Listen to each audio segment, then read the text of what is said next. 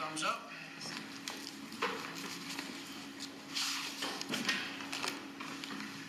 That's it? That's it. It's the panel, and the panel apparently is omnidirectional. So. Now I can't help but look at it. Way to give it away, Doug. Good evening, everybody. It's Tuesday, June 13th, 2017 at 6:30 in the evening. We're in the Littleton Community Room for a City Council study session. We're working with a different sound system tonight for the first time. It was tested last week. Hopefully our sound will be much clearer and dependable, and each council member will be clearly heard. That's our goal. So we'll know after an evening tonight. We have a agenda tonight. There are 4 items that we're going to discuss. One of them, and the first one, is an ordinance review, and that's going to be taken up at a regular meeting. The other remaining 3 topics are strictly study session topics. At this point, there's no regular meeting dedicated to anything that would come out of those, although council might have a discussion about what they want to see in the future. There's nothing scheduled for them right now. So with that, we're going to go to item 1A. It's ID 17-184. It's an ordinance review.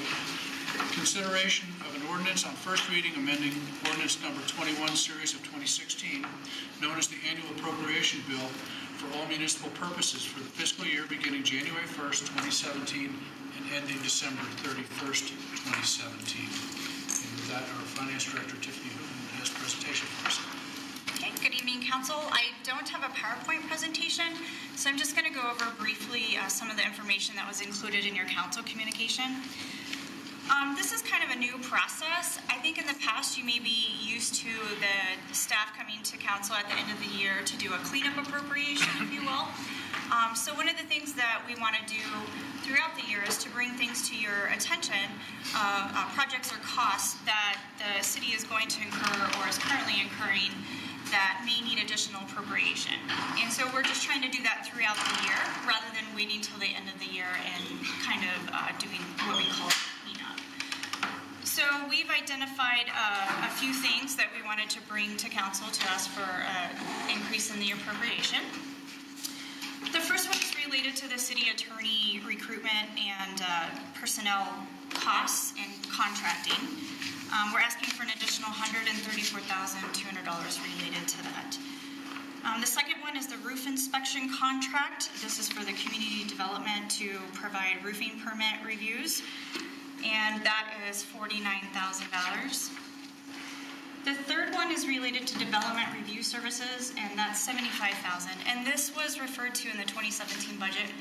We had included some contract service costs related to this in the budget. However, it's trending to be more than we anticipated, so we're asking for an additional $75,000.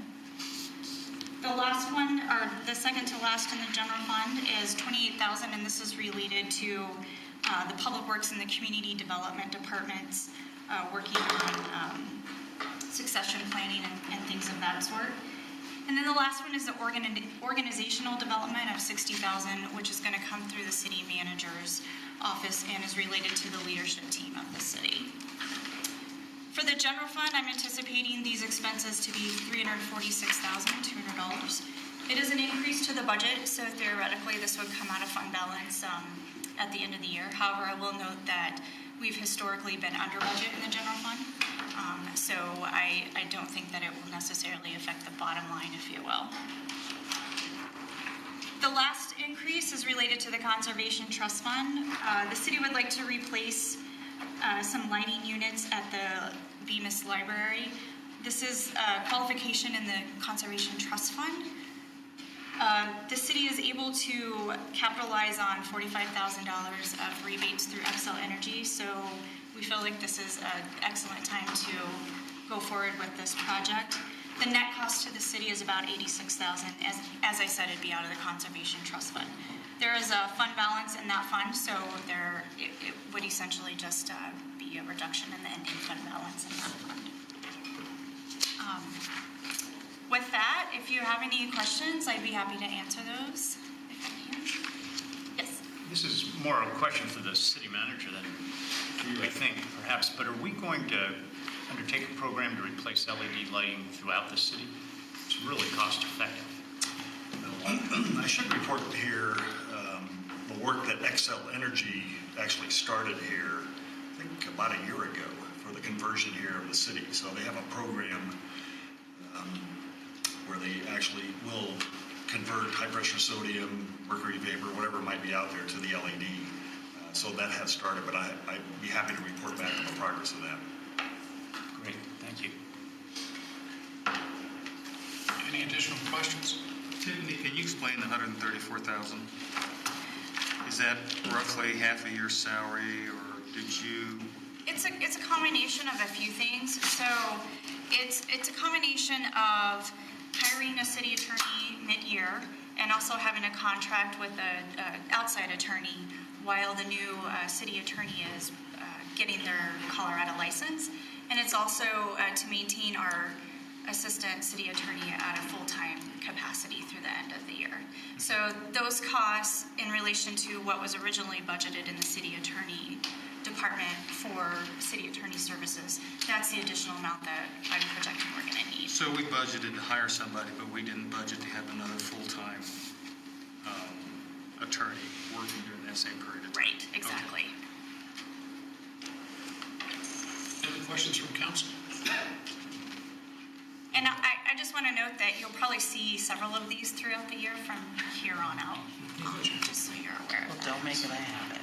Well, Actually, it's good. try not to, but I think it's important. So. Yeah, you're right. Get it done. Okay. Thank you, Tiffany. Appreciate it.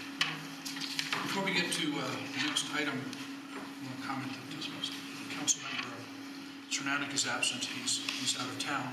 And then I'm going to turn it to the city manager so we can make an introduction. Yes, thank you, Mr. Mayor. I think council's met here, our new acting deputy city manager here, Randy Young, with a sling. He twisted my arm.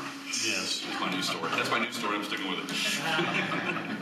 Yeah, so I'm thrilled to have Randy. Obviously, I shared the bio, his experience here with council, and we've obviously also been kind of a media informational piece as well. So Randy comes from recently Parker, but has been at Sheridan and Wheat Ridge as a city manager here. So I'm thrilled to have his expertise and to help us here for the next several months.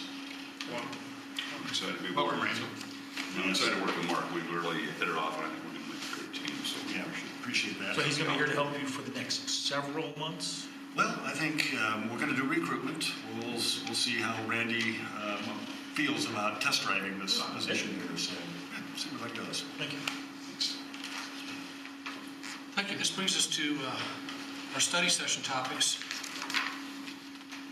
First one is A, and it's ID 17-166. This is going to be a presentation of the draft housing study by BBC Research and Consulting. And Mr. Mayor, if I may, Molly Fitzpatrick with BBC Research and Consulting. She has been working here with our steering committee, some of which council have been part of, and she's here this evening to present her findings, and we'll talk about next steps as well. Great. So, welcome, Molly. Weren't there ever any American companies that do this?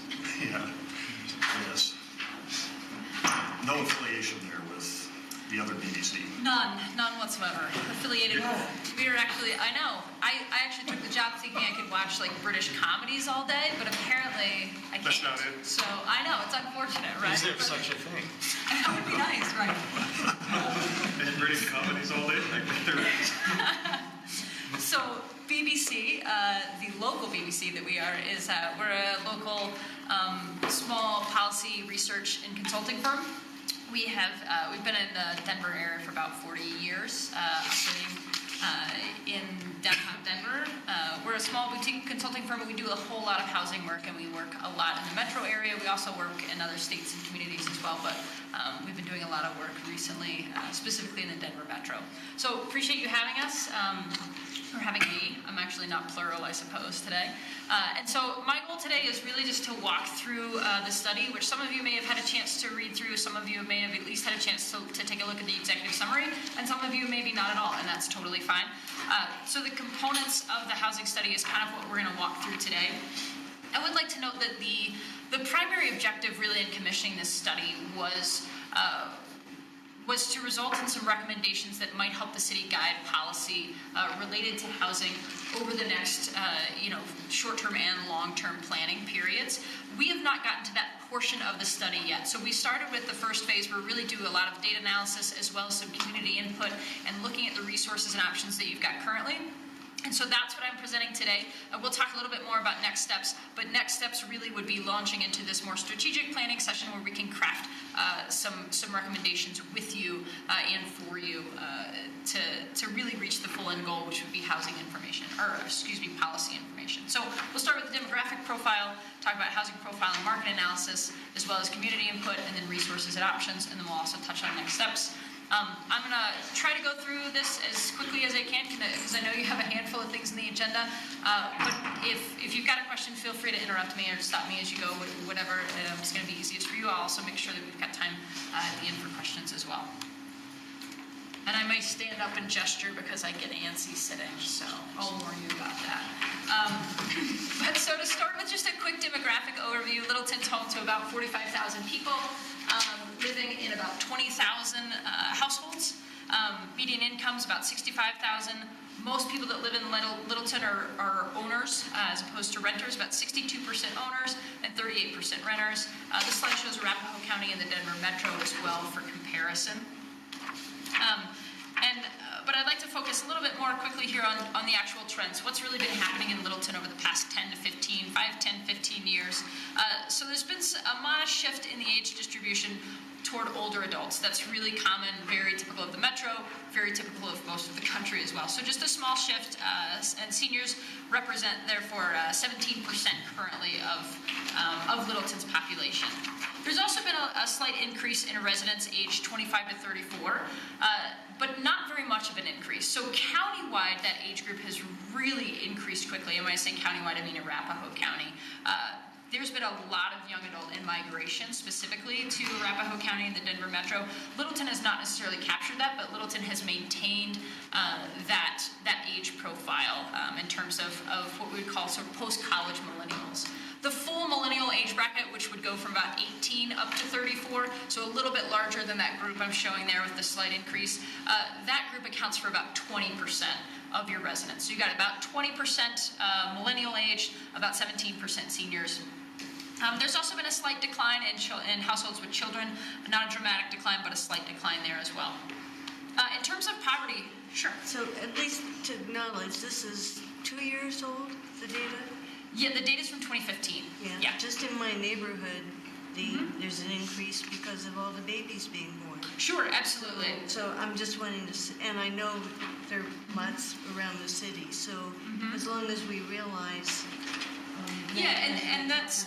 Talking. Yeah, absolutely. And this is not to say that that's definitely going to continue or that is even the case as of today. This is 2015 data, and that still does represent a pretty strong proportion of households with children. So I wouldn't call that minimal. So you are still looking at 27% as of 2015. Maybe some anecdotal evidence to show otherwise. So was the data gathered in 2015 or was it processed in 2015? Gathered in 2015. Okay. So these, I guess I should say that as well. The data that we're showing, at least on this slide right here, are all based on the American Community Survey, which is a census product that samples communities all over the country every year. And so these data are based on 2015.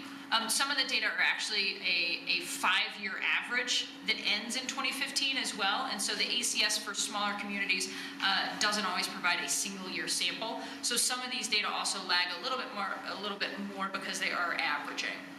So based on your experience with this, because we're seeing such a migration into the state, we're seeing such a shift in population, and we're also challenged with a lot of housing issues because of certain laws we have on the books and also the migration. So let's call it a year and a half. Sure.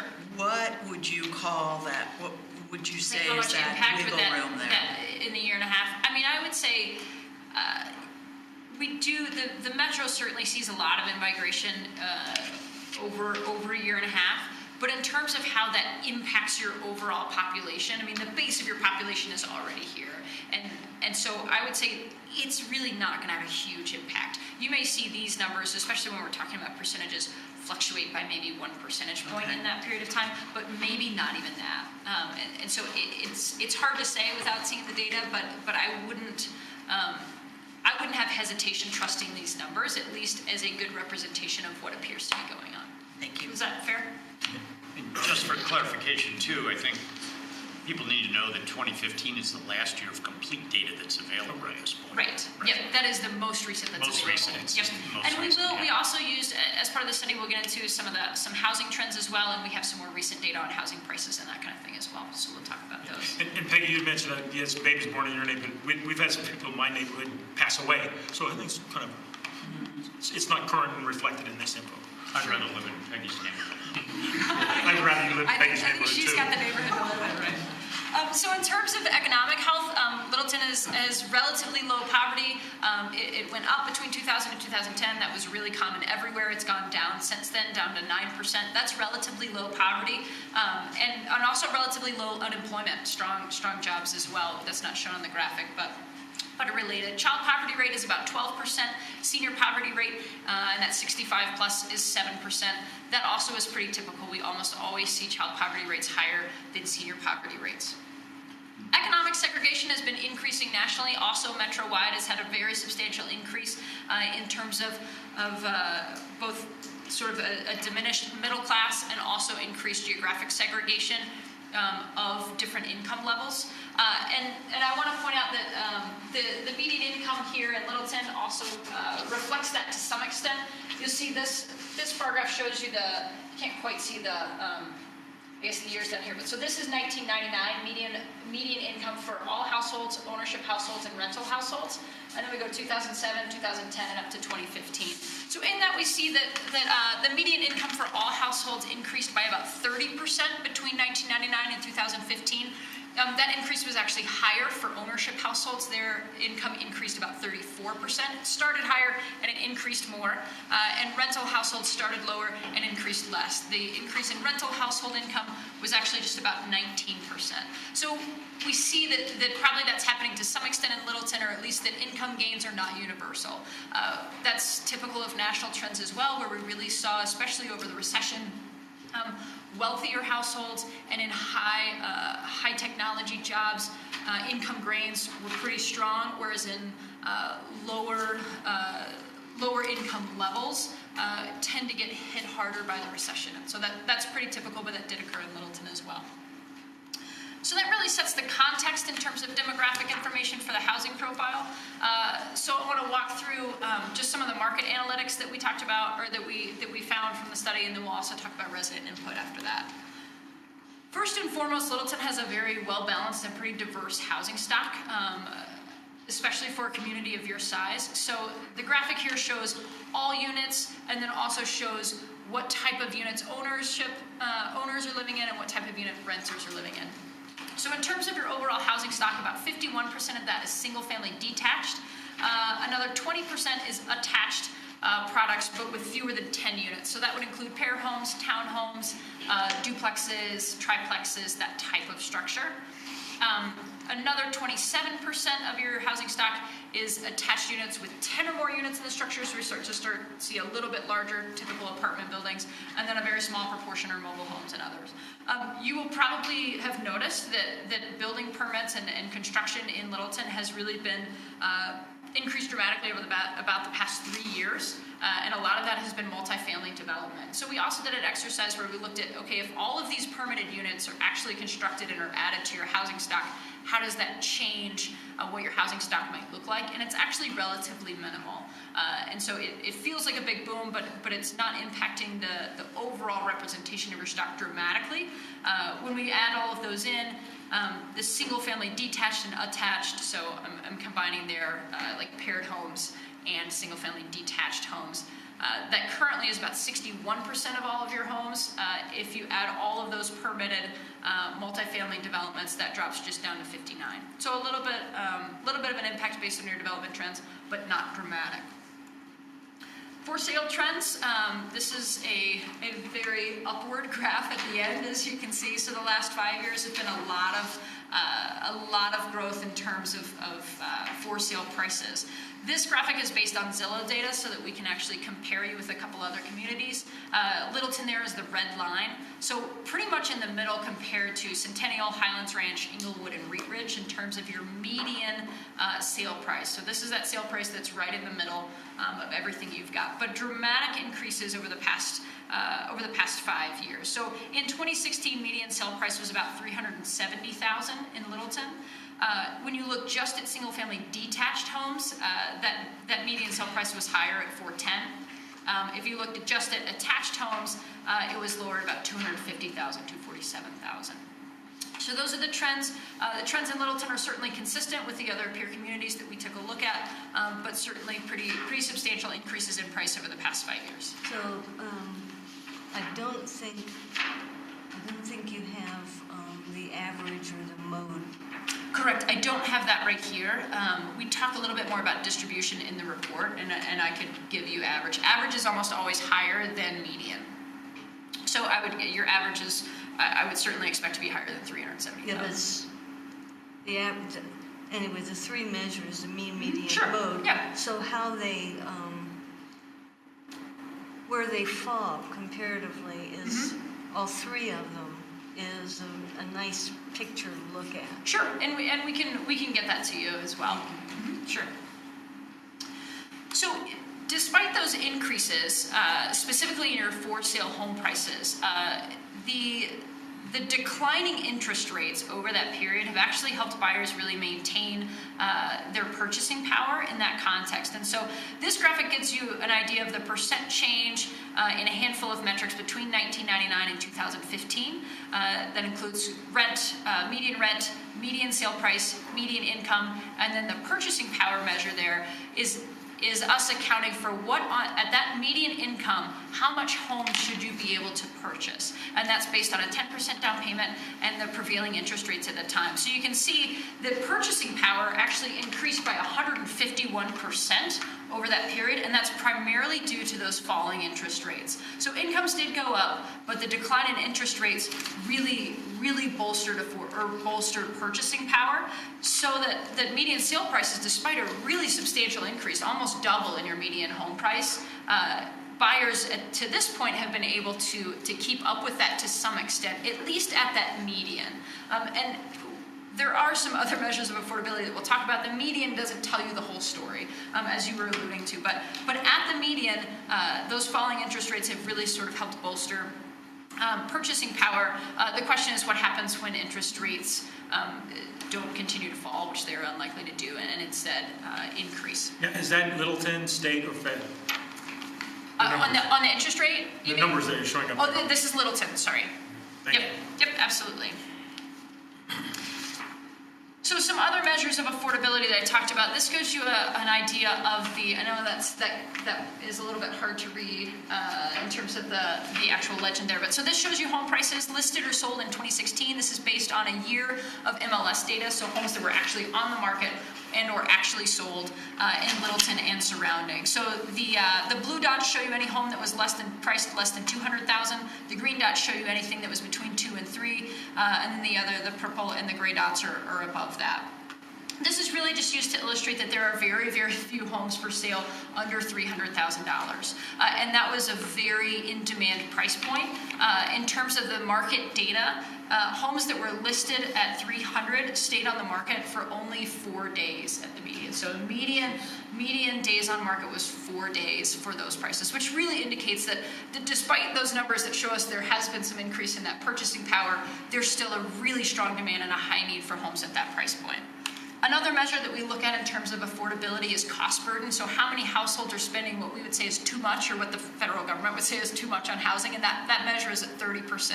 So these graphics show you the proportion of renters and the proportion of owners that are spending at least 30% on their housing costs, and that dark shading on the bar graphic shows you how many of those are actually spending half or more of their income. And so you can see between 1999 and 2015, the proportion of people, of households spending a lot of their income on housing really increased. And so we see, again, this is another indicator that affordability is a struggle for more and more households. We have more households spending more of their income. And again, this is data just on Littleton. And this is Littleton data. Yeah, I'm sorry, I didn't make that clear, but yes, this is just in Littleton. So about half your renters are spending at least 30% of their income on housing. Over a quarter of your owners are spending, and that's owners with a mortgage, are spending that much of their income, 30% of their income on housing. And where's that data come from? This comes from that ACS again. So this would be that census data, which is self-reported and would be a 5-year period. So we take that one step further in the rental market and look at a mismatch. We compare supply and demand of the units that are in Littleton. So again, this is just Littleton. You don't have to worry too much about all of the details. All the details about this and a lot more description are provided in the report as well. But the important numbers to focus on are that cumulative gap over there. So we're really comparing in this figure the number and percent of renters to the number of rental units available at what's an affordable price point for those households.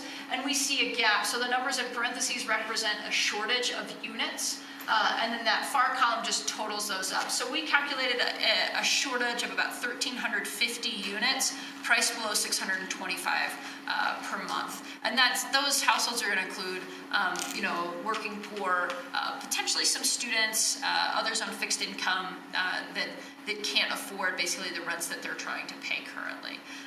This is based on what renters are telling us they pay for rent. So this actually does account for subsidized units or publicly assisted units that are already in your market. So that shortage of $1,350 is above and beyond the public assistance that's already being provided.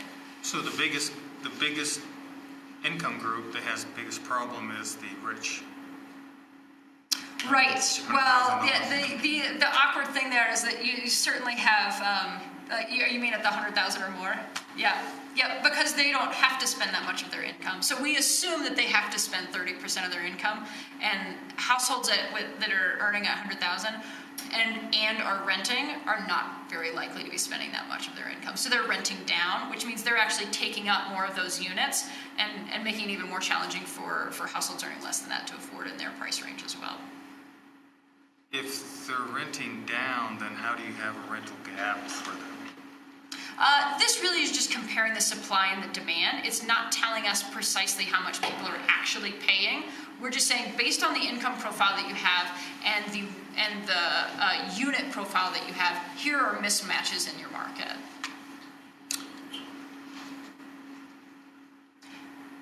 Does that make sense? Yes, Okay. it does now. So, but, so these are people in Littleton, right? But we don't know where they work or if they work or any of that, right? None of that is included in this model. I know, so I just Sure. wanted to kind of wrap my head around that, right? Yep, that's So we correct. don't know if maybe some of this gap is from people who would like to be renting in a different city, but maybe the gap isn't as big here as it would be there. Sure, so they're getting priced out of another market, you mean, and They're more choosing to live priced here? out of that. Sure, We just absolutely. don't know, right? Yep, absolutely. That can Just very trying well be to- the case. And that actually may be true on all income ranges, that they may be renting below. Yes. Yeah, this doesn't guarantee that people choose to spend precisely that amount on their housing. But this gives us a really good picture of about how your incomes match up with your rental stock. And that's really, the goal of this exercise is really for us to see how do the incomes of your residents match with what your market is providing in terms of rental pricing. What's fascinating is that if you are looking at how can you create a community where there is more opportunity for home ownership, and you know that a lot of that home ownership is probably going to come out of the rental Absolutely. market, then you look at that map you had up there before with virtually nothing for sale. Sure. And the prices that were for sale were up in that 400 plus. And then you look at what the affordable levels that these citizens would be looking for. There is, I would not even just call that a mismatch. That is Sure. a complete Grand Canyon of a difference in opportunity. Sure, absolutely. And that's actually happening all over the metro area too. So we're Absolutely. not- It is important, I think, to think about your rental market from the perspective of both people that are likely to continue renting, but also renters that probably would like to purchase, and how likely are they to be able to do that, not only based on the pricing, but also based on how much they're spending on rent and how able they are to save for down payment. Do you have numbers on longevity of renters and where? We didn't look at that specifically. It's something we could look into potentially, though. Did you have a question? Go ahead, Becky. Often people have housemates or roommates. Sure. So how did you deal with that? I mean, at one Great question. point I had, I think, 4 housemates. Sure. Yeah, no, this is actually, the income that we're comparing here is not a personal income, it's an entire household income. So if you have 3 housemates, we're counting the income of every single person in aggregate. So it's a total household income compared to the total rent that needs to be paid for that unit. Thank you. Sure. That was my question. Great, good question. And also, this speaks, I think, a little bit to Peg, some of the things that you're asking, and also back to you as well about kind of the can they purchase. So this looks actually at the average wage by specific industries in Littleton. The average wage that you see here is for the Denver Metro as a whole, which is really the prevailing market wage, but the job distribution is for Littleton, both Littleton residents and Littleton workers. And so this shows you about the top 10 or 11 industries in Littleton, among Littleton residents and among Littleton workers. And at that average income, tells you whether or not they can afford the median rent in Littleton, and also can they afford the median home price. And so you can see that it's pretty dramatic here. Most of these wages at the average can afford the median rent. Not all of them. 3 of the top 5 actually, only those largest industries at the median can afford that rent. But only 2 of these top 10 average workers in the top 10 industries can afford the median home price in Littleton. And so this gives you a picture of kind of what those, how wages compare to home prices. And so if they can't afford the median rent or the median home price. Where are they living? Yeah. They're living in something that's priced below the median. So again, this really is just looking at that middle range, and we know that there are homes that are priced below that. Not a whole lot, but there are homes priced below that. So these people are either renting in ones that they can afford even up to the median, or they may be have purchased a home, but it would be priced below the median. So on average, a Denver worker, so the average Denver wage is about $60,000 a year. And that worker could afford about 80% of Littleton's rentals, but only about 15% of Littleton's homes based on 2016 market prices. And so they can afford some homes, right? There's about 15% that we would say the average worker could afford, and they're probably living in that setup or living in a rental unit that they can afford. So you've got average annual wage, is that for individuals or households? That's a good question. This one is actually for that worker. So this would be actually just based on the single worker personal income. So this is not a household comparison. So if you used household incomes, it would be higher, but if you use median wages, it would be lower. Correct. And again, it's not intended to be, perfect quantitative measure of we need exactly 3,000 homes priced at X, but it does give you really an idea of the affordability challenges and the affordability relative to wages for different industries, and particularly in industries that are really sort of the bread and butter of the workforce here. And so I'd say in general, as we've done the housing market analysis, we really do see some great foundations in Littleton in terms of you've got a really strong economy, you've got low unemployment, you've got wages and incomes are actually rising, but at the same time, as is the case in a lot of the metro, housing prices are also rising and they're outpacing.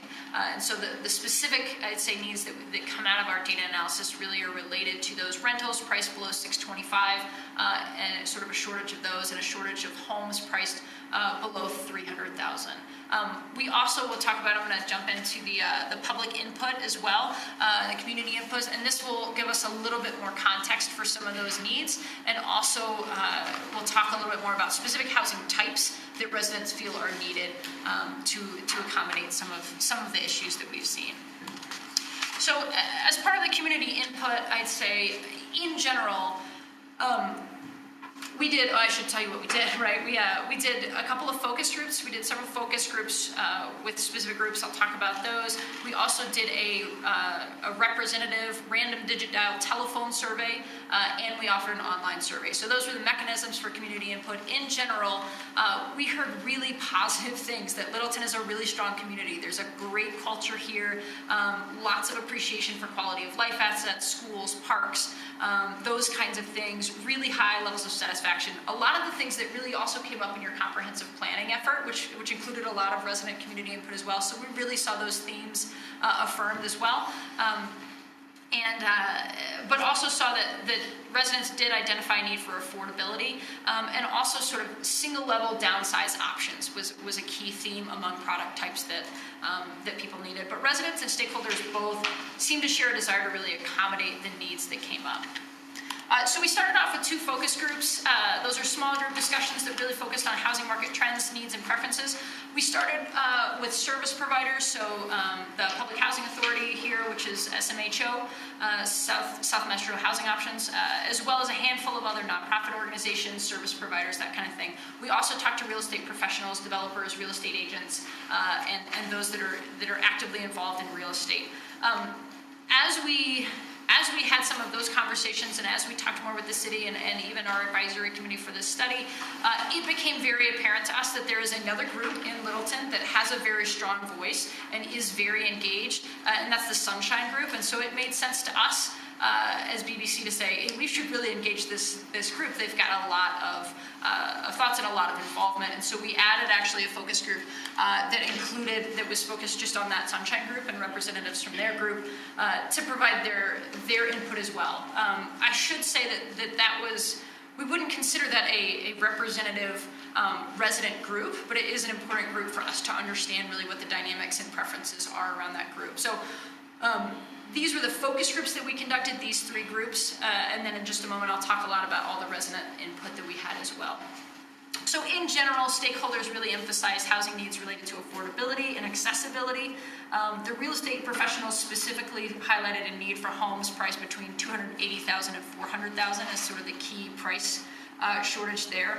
And also stakeholders across the board, or these focus group participants, really indicated a need for patio home style, single level, and smaller attached type units. You will notice that both the real estate professionals and the Sunshine Group had perceptions about design and zoning standards, and both had different perspectives on that, but both perceived it to be a relatively difficult process in terms of clarity and transparency. So that came up from a couple of different ways as well. I have one question. So, Sure. Define real estate pros. So that was a lot of real estate agents, developers. It was primarily real estate agents, but also included some developers. Just kind of, Yep. And would you explain the LIHTC? Oh yeah, I'm sorry. So LIHTC is it's Low Income Housing Tax Credit Program. It's a federally funded public-private partnership program that develops affordable housing. And there was a concern among service providers and affordable housing advocates that there was resistance to those types of developments in specific neighborhoods. There is a big difference between low-income housing tax credits and Section 8, though.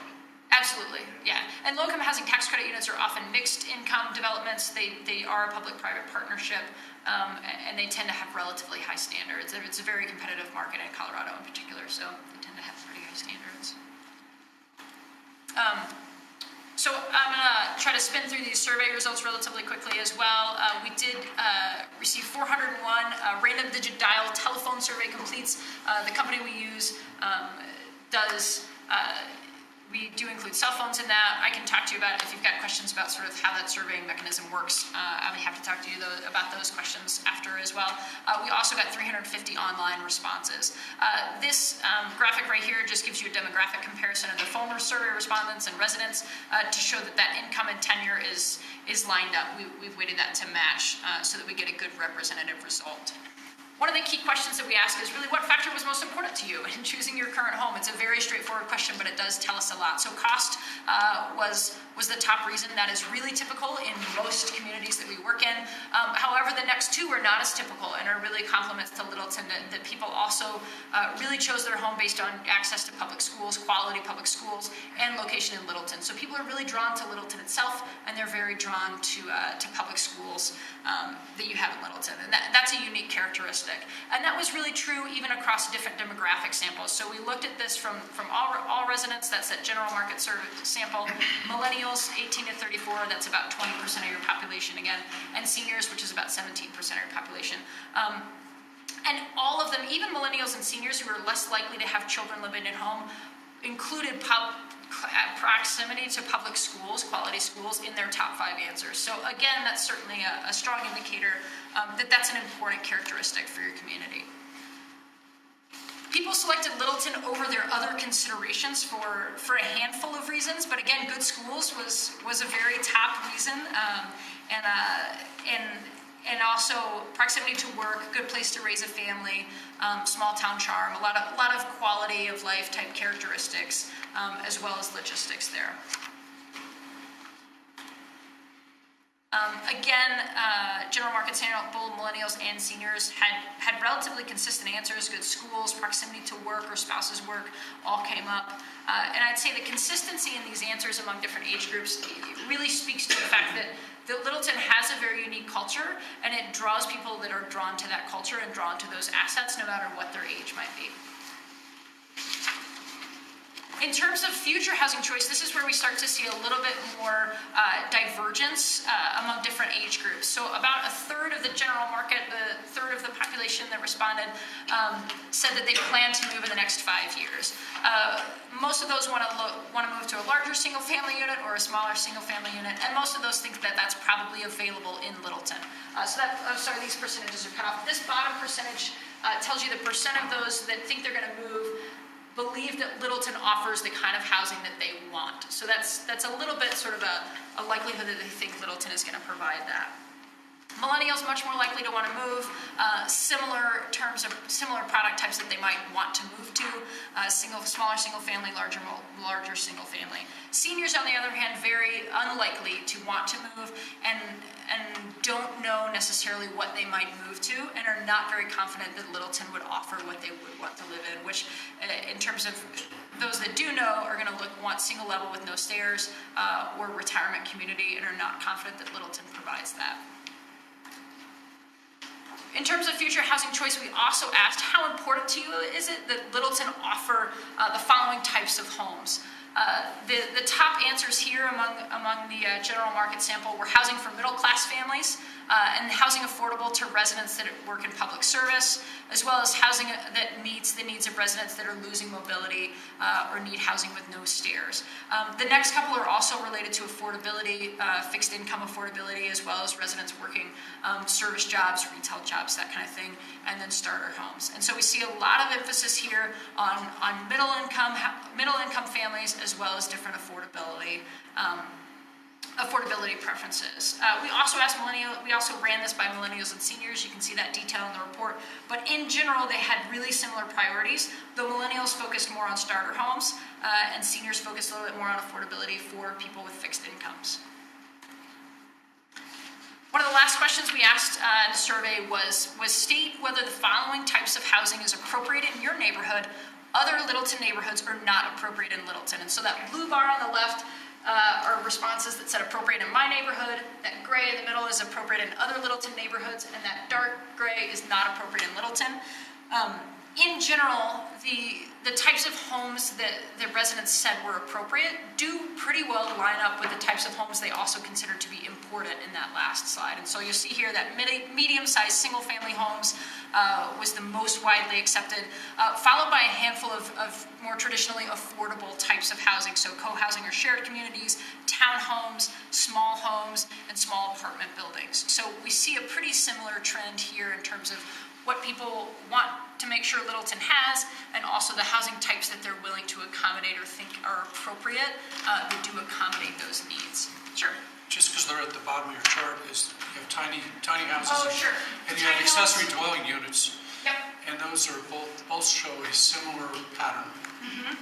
And it's interesting because in many communities those are seen as solutions.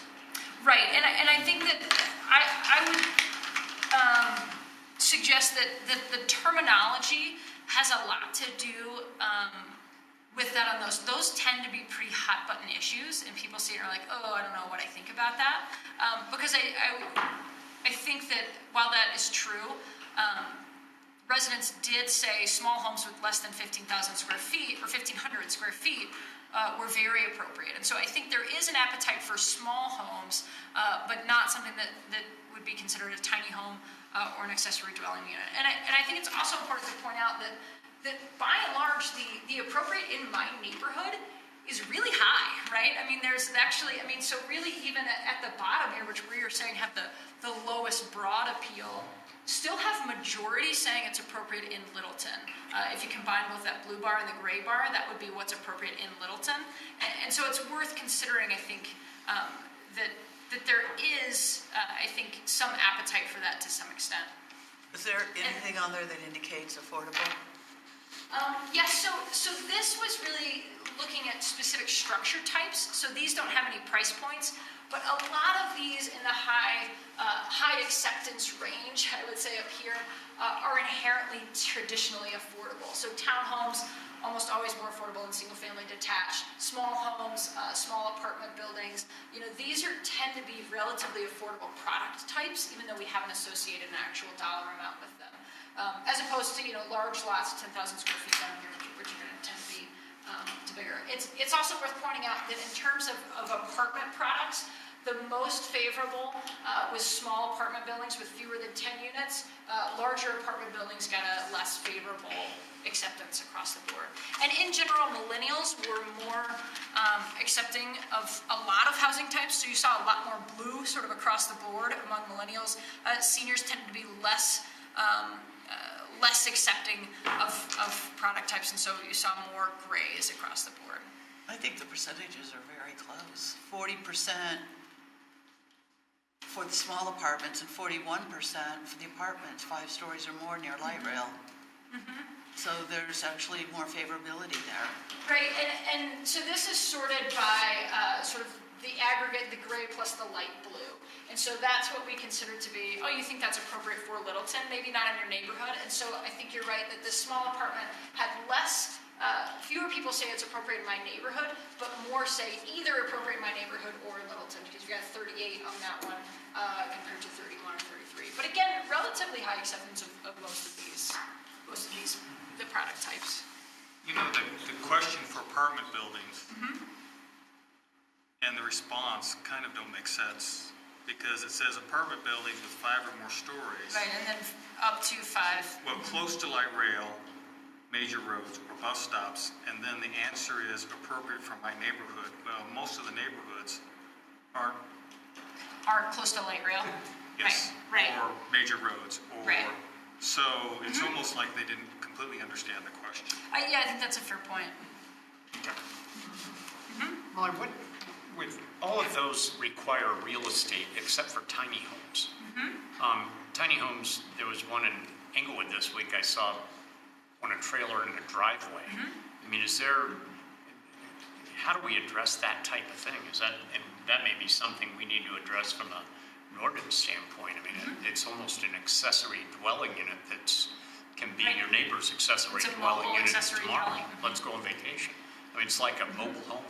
Right, and I think that's a good question, and I think it's hard to fully interpret people's perception and preferences around that issue. I think with just this survey, this really was, we're giving you a laundry list of all these product types, and we want you to tell us kind of how these fit in terms of appropriateness for your neighborhood, and it's hard to know, especially about tiny homes, what really do people, what are the connotations of that? What do people think that means? Does that mean a whole lot with a bunch of tiny homes? Does that mean my neighbor has a tiny home in his backyard? And I think it's a hard question to answer with just this. And I would say the percentages of both tiny homes and accessory dwelling units show that there really is, the community's pretty split, right? And so you see, tiny homes, you got 38% say, yeah, it's appropriate in my neighborhood, and 37% say it's not appropriate. I mean, you've got basically equal forces saying yes and no on some of those, and so it's hard to interpret fully the implications of that. But I think you're right. It's also a matter of, what can accommodate infill development as well. What can be used for redevelopment, because Littleton is almost built out, and so a lot of this in terms of thinking and forward thinking about solutions is what can we impact, and where can we have that, and if we care about if we set goals related to affordability or related to a variety of housing metrics, how can we actually achieve those? And so I think that's one thing to consider. It's something that I think we will talk more about as we do some more strategic planning. As a quick recap on resources and options, we did a SWOT analysis that just sort of summarizes strengths, weaknesses, threats, and opportunities. We talked about all of these, but just in general, the strengths are really strong economy, increasing resident incomes, diverse housing stock. You're sort of in the middle in terms of your pricing relative to some surrounding communities, high levels of resident satisfaction, and really appealing assets. However, that does create a lot of demand for living here, and that leads to declining affordability because it does drive up home prices, and you're impacted by the rising home prices all around you as well. So weaknesses would specifically be undersupply of homes priced at $300,000 or less, and rental gap of about 1,350 units. units priced below $650 a month, and then a shortage of units that accommodate residents that have disabilities or mobility issues or seniors that may be concerned that might be coming. Market threats, in terms of things that are sort of outside of your control, I mean, the big one really here is just the risk of rising interest rates and how that impacts affordability, as well as changing needs related to aging population, and then the regional context. You're really functioning in this broader regional market. The positives are that in terms of opportunities, you really have a great foundation and great housing currently, and so really just being able to preserve that, it would be a strong recommendation of ours, and just and other opportunities that you really do have community support for housing that is likely to help serve the needs that have been identified, and also national housing development trends are really focused on, or some of those trends are really focused on this middle market, middle sort of small attached products that maintain affordability, but also fit very well in the scale of more suburban type development. And so you've got some national trends that can be leveraged as well. The city doesn't have a lot of financial resources, currently primarily relies on South Metro Housing Options, which is the public housing authority here, as well as county and state resources. The city has about 28 units of affordable housing and also has a handful of programs for community building and some local grants. The Public Housing Authority has about 600 units and also administers housing choice vouchers. There's also, we talked about LIHTC developments, that adds about 350 affordable units. The county receives block grant funds called the Community Development Block Grant, and some of those do flow into Littleton for community development purposes. And then there's also the private sector, which does play a strong role in providing you affordable housing, and cities typically use land use zoning and development incentives to encourage private sector development that supports community needs and values. Again, for Littleton, you probably want to consider those primarily on the basis of infill development or redevelopment as you start to reach build out. Next steps in action plan are really what we talked about at the beginning. Just really the ultimate purpose here is to provide recommendations that would guide future policy decisions, and we are not there yet. So this is really a presentation of what we've learned so far, and hopefully this will roll into a strategic planning process that can take place over the summer. Based on the analysis we've done so far, we would recommend that the action plan really focus on preserving the city as the strengths that the city has currently, and also trying to address these core needs, which would be additional affordable rentals, starter homes priced $300,000 or below, and housing options that are attractive to aging seniors and people with mobility concerns. We talked a little bit about in the executive summary about why addressing those needs, and again, I just want to emphasize that the dynamics continue to change, and the dynamics trend toward less affordability, not more affordability. And so in terms of trying to preserve the culture that we heard so many residents saying, this is a great place and we love it here and this is why we moved here, preserving that really does rely on your ability to really preserve the existing housing that you have, preserving that market rate affordability as well as publicly assisted affordability, to make sure that does help preserve the culture and identity of Littleton. So that is it.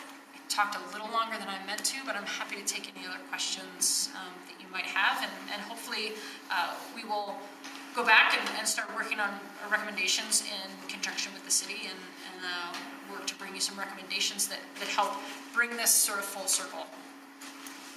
Any questions? Bill? Thank you. In the report, you talk about the fact we have a greater percentage of homes with fewer bedrooms in most cities and fewer homes with 3 bedrooms or more. Mm-hmm. Does that make us ripe for pop tops or for expanding homes on existing lots and such, to answer some of the questions like single floor affordable or access for seniors and such? It could. We didn't look at that in particular. We did look at scrapes that have already happened, but that wouldn't necessarily include pop tops because that's not really a full scrape. I think that I would say if price constraints continue or get worse, that's even more likely. Okay. I don't see any additional questions or comments. Thank you very Great, much. thank you very much. I appreciate it. I want to make sure everybody knows that you have a very complete report. It's nearly 80 pages, and it's available attached to this agenda for folks that would like to see it. and it has a lot more charts and a lot more depth to some of the issues that you've talked about, so thank you for all that. Yep, It was absolutely. actually very informative. Thank you. Thanks. If I may, Mr. Mayor, Molly, I'd also like a copy of your PowerPoint so I can put it up on our webpage. Absolutely, I'll send it to you tonight. Okay, great, thank you. Great. Cool. Thanks very much. We're gonna keep moving on, thank you, Marlon. I don't really need the overhead at all for the next presentation. No, I don't know. Okay. Can we shut off the overhead? I think that's one thing we don't need.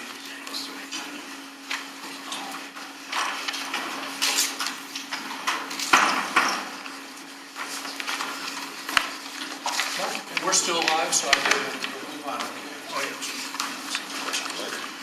Okay, we're going to continue right along. This brings us to study session topic 2B. It's ID 17-189. It's a discussion of issues related to the proposal for fire unification. And if I could have the city manager make an introduction and orient us to what exactly we're going to be doing. All right, thank you, Mr. Mayor.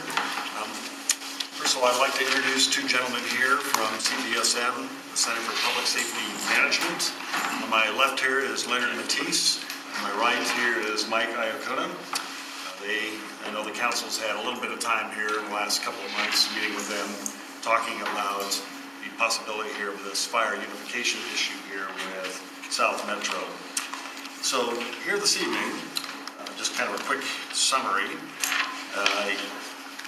In the packet is a staff communication that kind of explains this in some detail, but a proposal came together here from South Metro, our chief, and the chief from Cunningham Fire here in early May. And that proposal here was reviewed by the partners, and it was agreed that by the partners here that we would send this back to South Metro, and that each individual, that would be City of Littleton, Highlands Ranch, and the Littleton Fire Protection District, would send back a series of questions and ask for South Metro to kind of evaluate those and update the proposal. So in the packet, our fire chief went ahead and attached the questions that Highlands Ranch and Littleton Fire Protection District has sent to South Metro. And this evening here is an opportunity here for our council to discuss with both Leonard and Mike some of the issues that you would like us to consider as we respond back to South Metro. Now, I also would mention that our Mayor Pro Tem, Debbie Brinkman, of course, is the council liaison here to our fire partners group. And I don't know if Mayor Pro Tem, if you've got anything you'd like to add. Otherwise, I think I'll turn it over to both Leonard and to Mike. I'll let Mike start off. He's been the project lead on this and he's worked quite diligently on the issue, so I'll let him start. Good evening. It's good to see you all again. I didn't have the pleasure of meeting you, Councilman Brinkman, on our prior visit.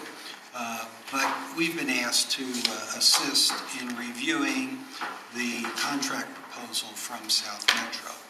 And let me start off by saying it is a difficult and cumbersome process. It's very complex.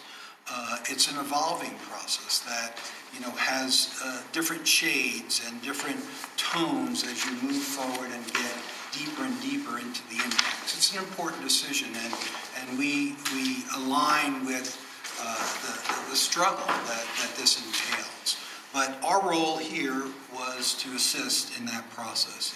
And in doing that, we reviewed the proposal very thoroughly and came up with a series of questions, comments, points that required further clarification.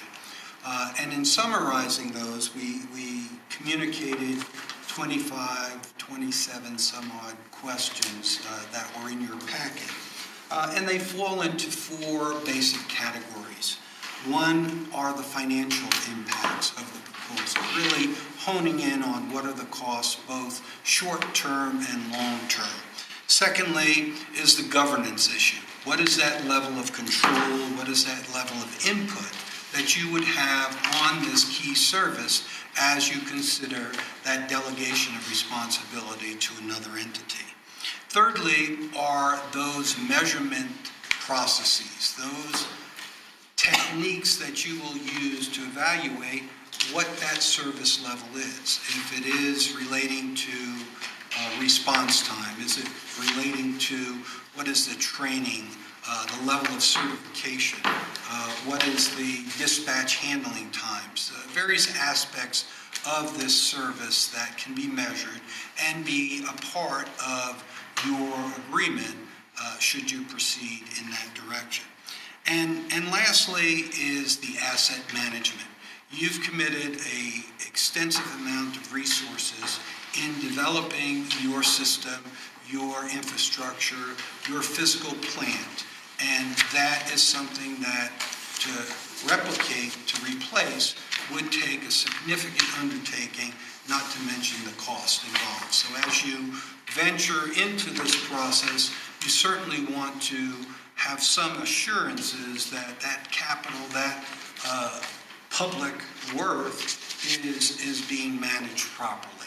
And again, questions relating to those aspects were key to our analysis. I think the key driver here as you proceed should be framed by the question, what is your problem? Is there a problem today? Is there an issue that you're attempting to face? And ensure that that process or that agreement addresses that problem. What are you trying to resolve? What are the issues that are problematic that have been raised by your constituents that you have heard in your various meetings that should be addressed and improved through this process? There's a number of ways to proceed here. Our role is to assist you in evaluating this proposal and providing alternative options should you choose to consider some other approach to this key issue. So with that, I'll open it up to any questions you have, any guidance that you want to provide, any specifics with regard to some of the questioning that we've developed. Yes, ma'am. I'd like to start. Mike and Leonard, thank you for the time that you spent with me. I know it was very helpful, and you certainly gave me ample opportunity to ask questions and to talk to you, and I understand that you did that for each council member, so thank you. But, I really see a difference. You're talking about what is the problem. I see a difference in the way the questions are framed from each of the three partners. And clearly the ones that you've recommended that we look at go a whole lot deeper into the services we provide and maybe the support issues that make it all happen than the two partners, which I believe address more obvious services and some of the more obvious measurements. And so I appreciate your depth. What I asked for when we talked, and my concern has been, is the depth. You know, this, and you've mentioned it in your presentation at the beginning. I don't know that we know what the problem is at the depth levels that reflect the questions that you have and that we might come up with. And I hope we spend the time to get to those, because those are kind of the foundation upon which everything else is going to be built. So just mention that to you, and thank you for the depth of the questions that you've suggested. And let me tag on to that thought in terms of there's very diverse approaches to this issue from your partner entities. You know, as the city with a very concise or somewhat compacted service area, as the previous presenter indicated, is near build out. You know, it's much different than when you look at Highlands Ranch, where it's a sprawling, growing area that can, you know, more than double in size over the course of the next 10 to 20 years. And then the fire protection district has a totally different constraint or driver that they look at as they move towards and try and consider this proposal. So I think it's extremely difficult to have some unity in how you approach this issue and what feels best for you versus your partners. And that is compounding this whole question. I would add that the Highlands Ranch is actually near bailed out. They had a 20, 25 plus year plan, and they are probably within 3 years of final on that. I think, is there a reason that because I had seen the questions that were submitted to the consultant, that those did run up the answer chain, and the chief provided answers to those. Do we have a copy of that? I did not put that in the packet. I didn't think to include that. Yeah, there was some previous work that was done prior to this staff communication here, so I didn't include that.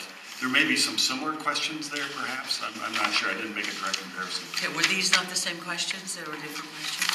I don't know if I'm confident they're different. I just don't know how They're different. different? As I recall, those were more South Metro's interpretation of some questions. Because they were not in depth to Littleton's questions. Those were questions that the consultants provided earlier, or that they came back after you read the report. I know and then what you you're sent those speaking of. back, and then Chief answered those questions. I thought that there was some interesting information there. There was a number of clarifications that were brought out in that exchange, particularly as it related to the dispatch center.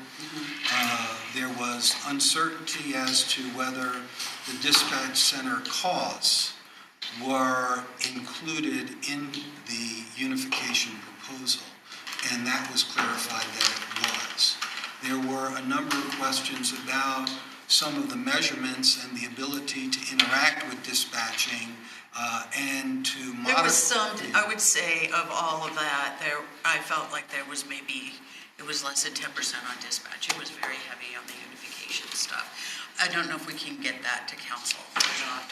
If I may, Mr. Mayor. Yeah, the questions that are in the packet this evening are different than the ones that they responded to previously, and I certainly would be happy to share that with council. I was looking through my emails, and Ken makes them all go away after 30 days, so I can't find it.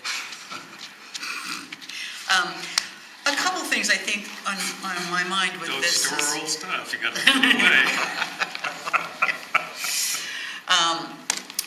is that, we've always kind of referred to ourselves as this three-legged stool, and so there's a possibility that that is in danger, given the different situations each of the partners has right now, particularly financially, and then so I'd be interested in seeing what that starts to look like.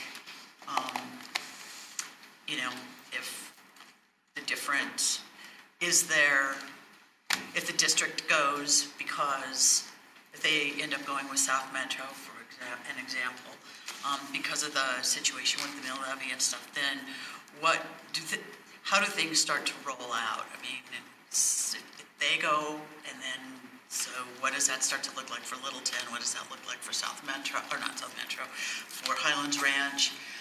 And also, I think the different funding mechanisms. We've got two partners that are funded, they fund exclusively through a mill levy, and we don't. And so what does that start to look like? Is there a place at which the city, if there was a unification or speculating, would we continue to, what's the advantage of continuing to support that through a general fund? Or would we eventually need to go to a mill? Those types of things. Because I look at this and I think, for me, it's about the sustainability of a system. And it's about whether the current system that we have with our partners, given all of the nuances, all of the idiosyncrasies, all of the processes, systems, and everything else that are, it's a pot of stuff.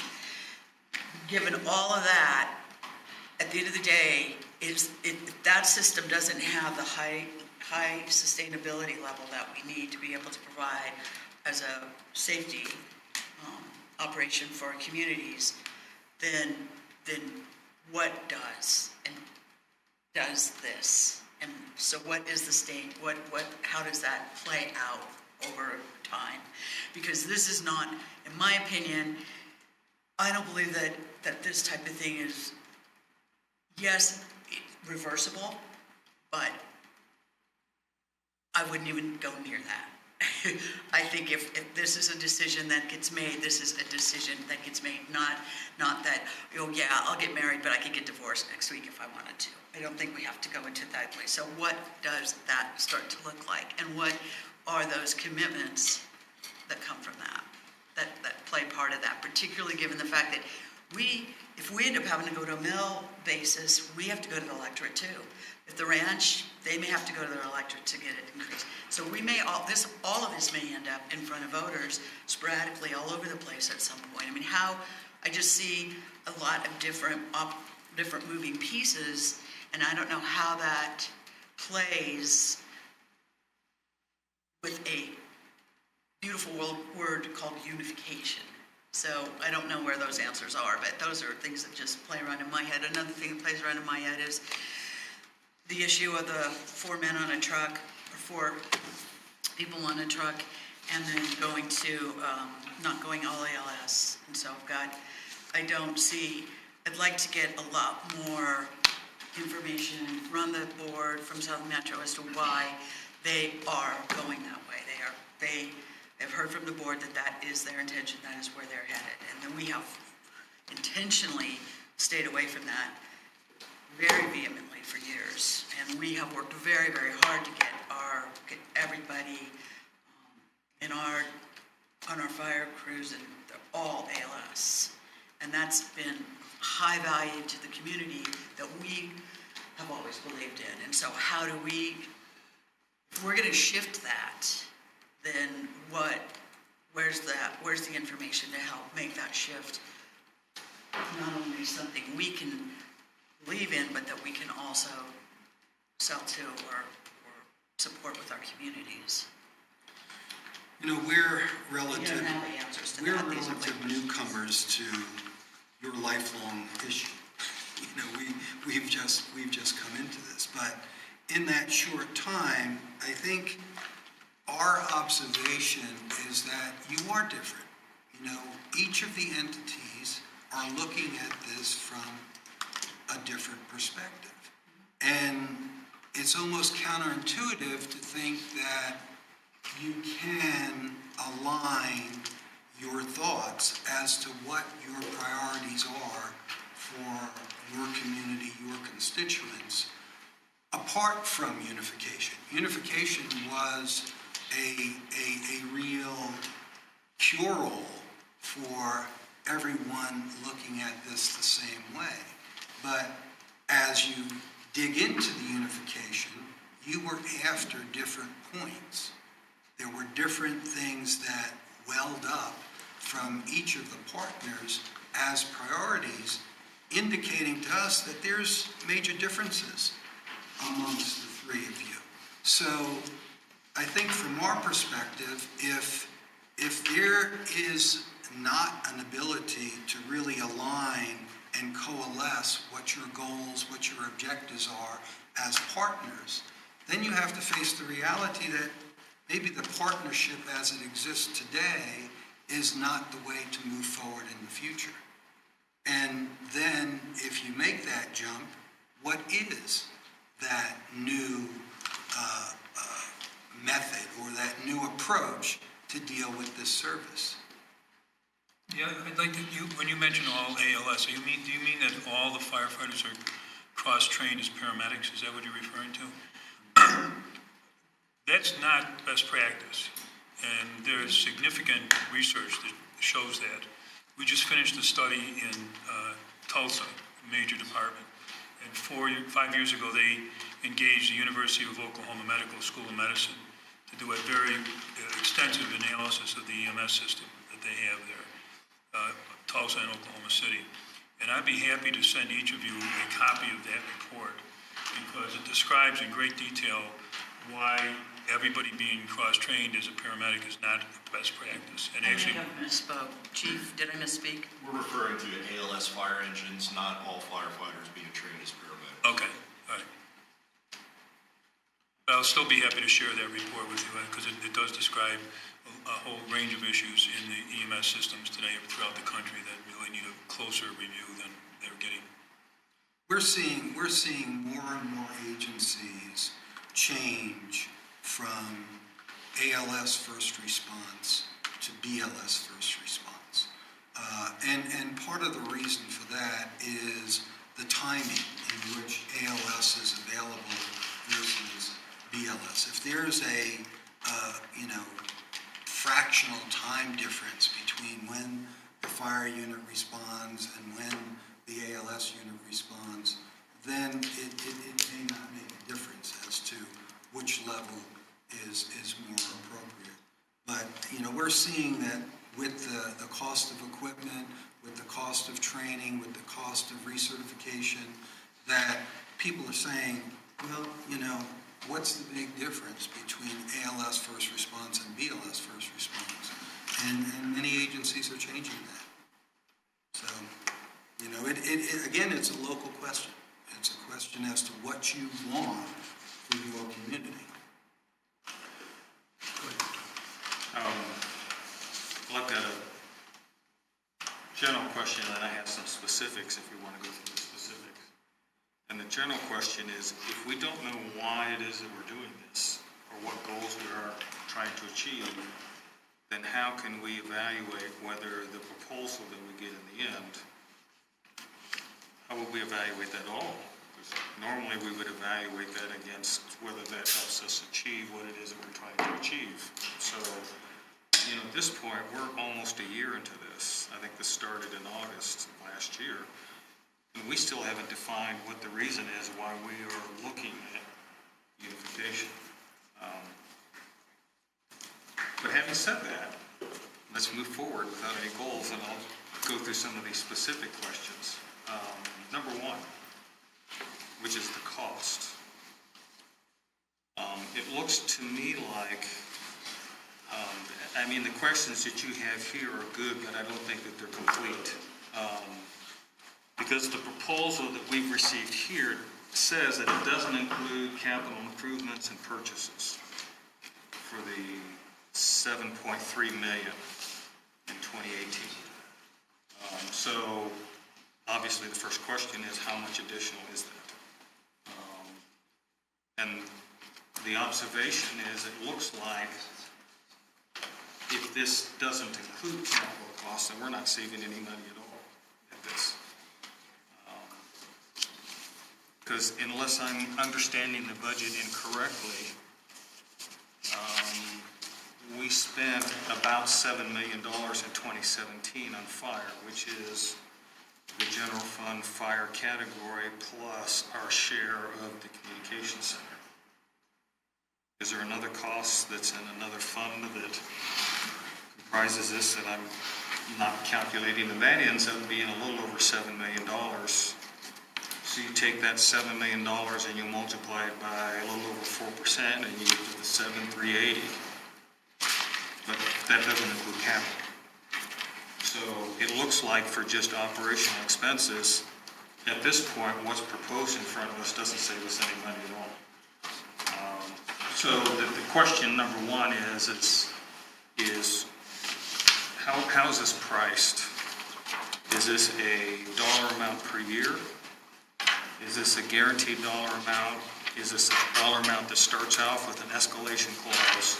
And what does it include?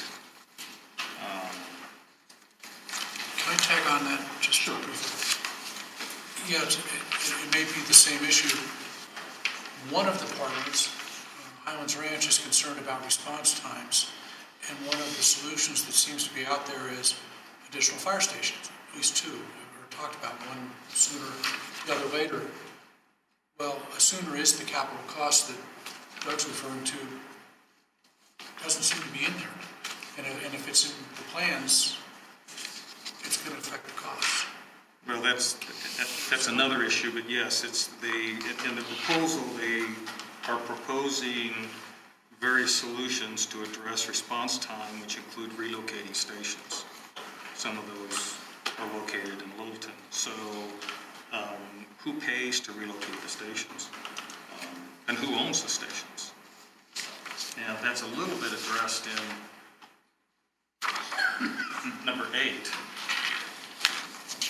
which is the city would not expect to transfer any of these capital assets initially, and I assume that includes the stations, would like to negotiate an annual leasing fee. So if we own the stations and they lease it from us, if they come to us and say, you need to move the station or we can't meet whatever performance measures you're holding us to, which is another issue we need to talk about, then who pays for that? On number 7, do we want to include the dive team as one of those specialized units that's included in the pricing? We don't have Chatfield Reservoir, but we do have Cooley Lake, and we have McClellan Reservoir that are in the city limits. I don't know that we have a whole bunch of activity in either one of those, because both of those are restricted access. But if you had somebody drown there, I'm assuming it's the fire department dive team that would go in and look at the water. We have the river. We have the river also. Okay. So, but you have Swift Water Rescue listed. I don't know if that includes dive team or not. And by the way, these are good questions. I mean, they're great as a starting point.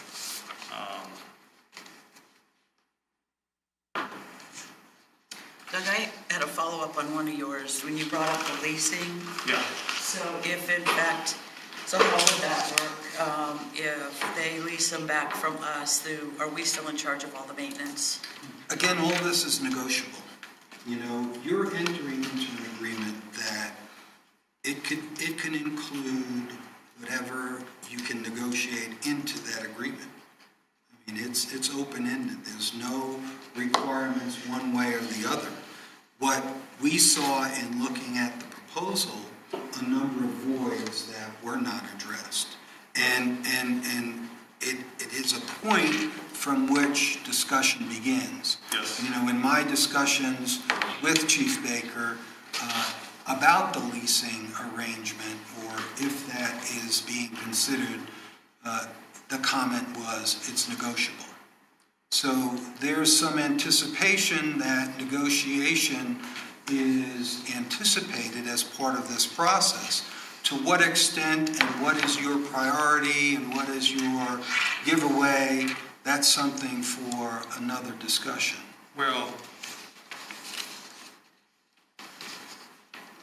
since we don't have a reason why we're doing this and we can't really evaluate it against that, the only thing we're left with is going through the details, and if every detail with the proposal that comes back to us is negotiable, then we actually don't know what it is that we're getting into. Well, I wanted to go back to your first comment about why would you do this?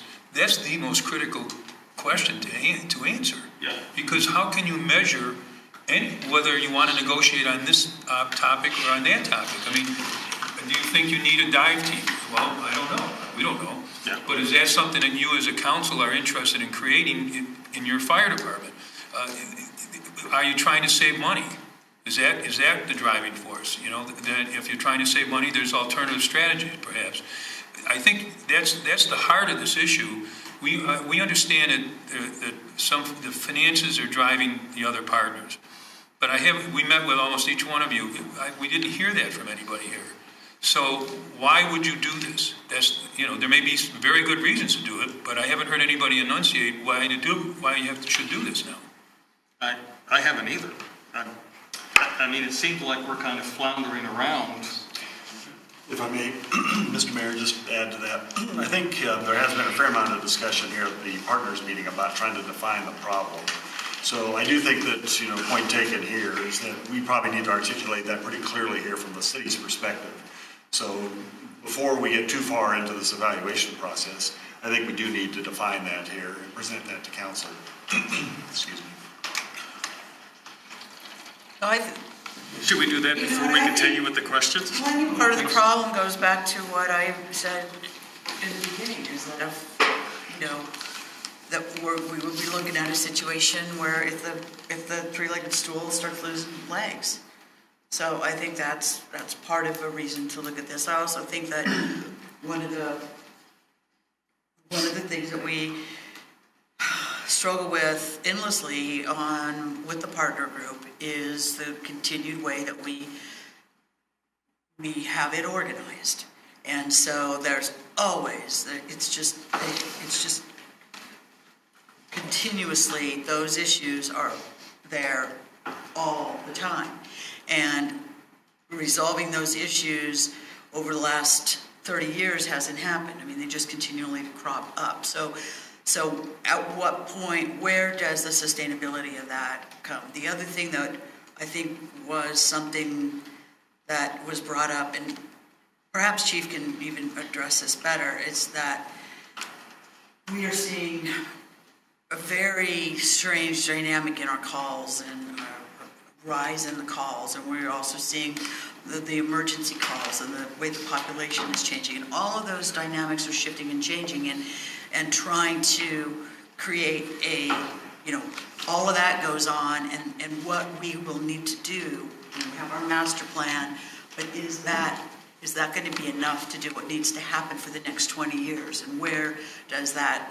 And so, kind of as a partner group looking beyond tomorrow, there's a lot of things that we're kind of trying to wrangle with. And I think the South Metro option came in as an opportunity to unify resources that would help mitigate some of that angst and help to improve the sustainability of whatever our future would be. Chief, do you mind? If I may. I think you did a good job of clarifying, and I'll try to expand on that a little bit. Not long after I got here, we embarked on establishing a standard cover and a master plan.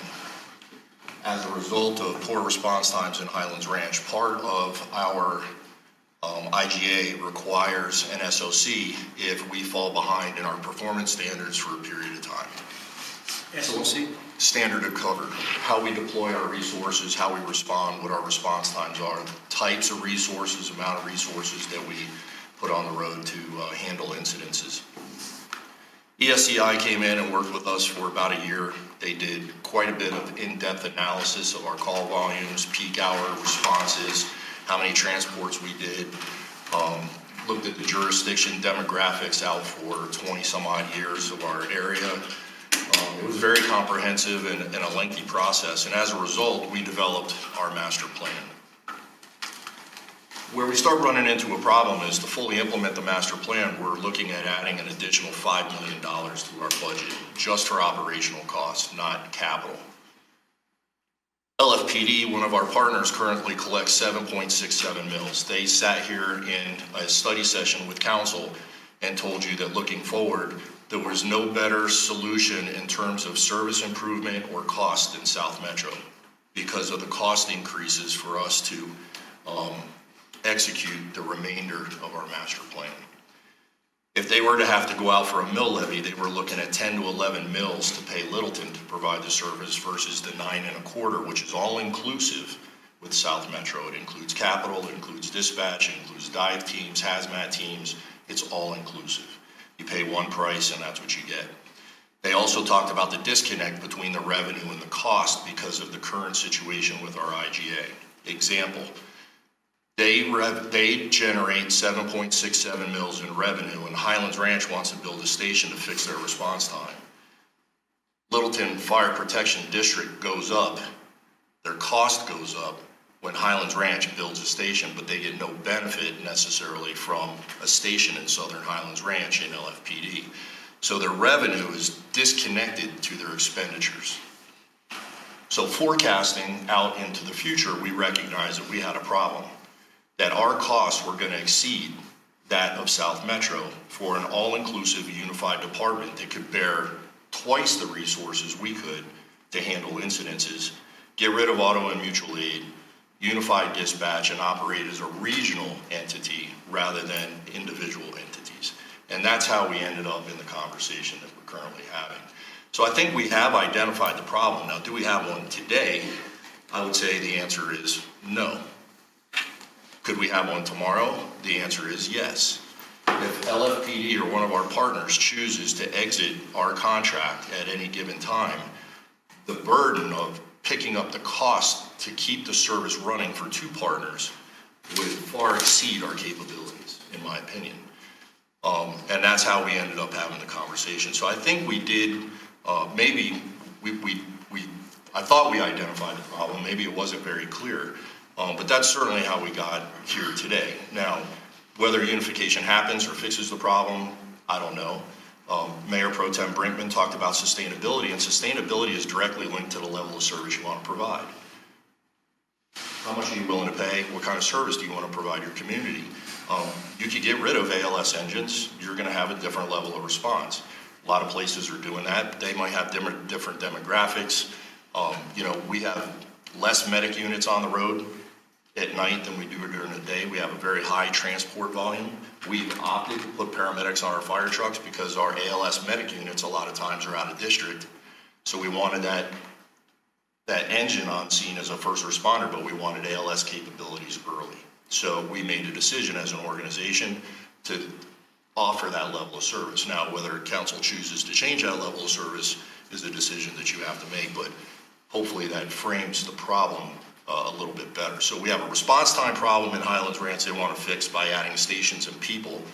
And then we have another entity that's one of our partners that really just doesn't necessarily have the money to help fund that. So we start having a disconnect in the methodology in which our IGA is framed around.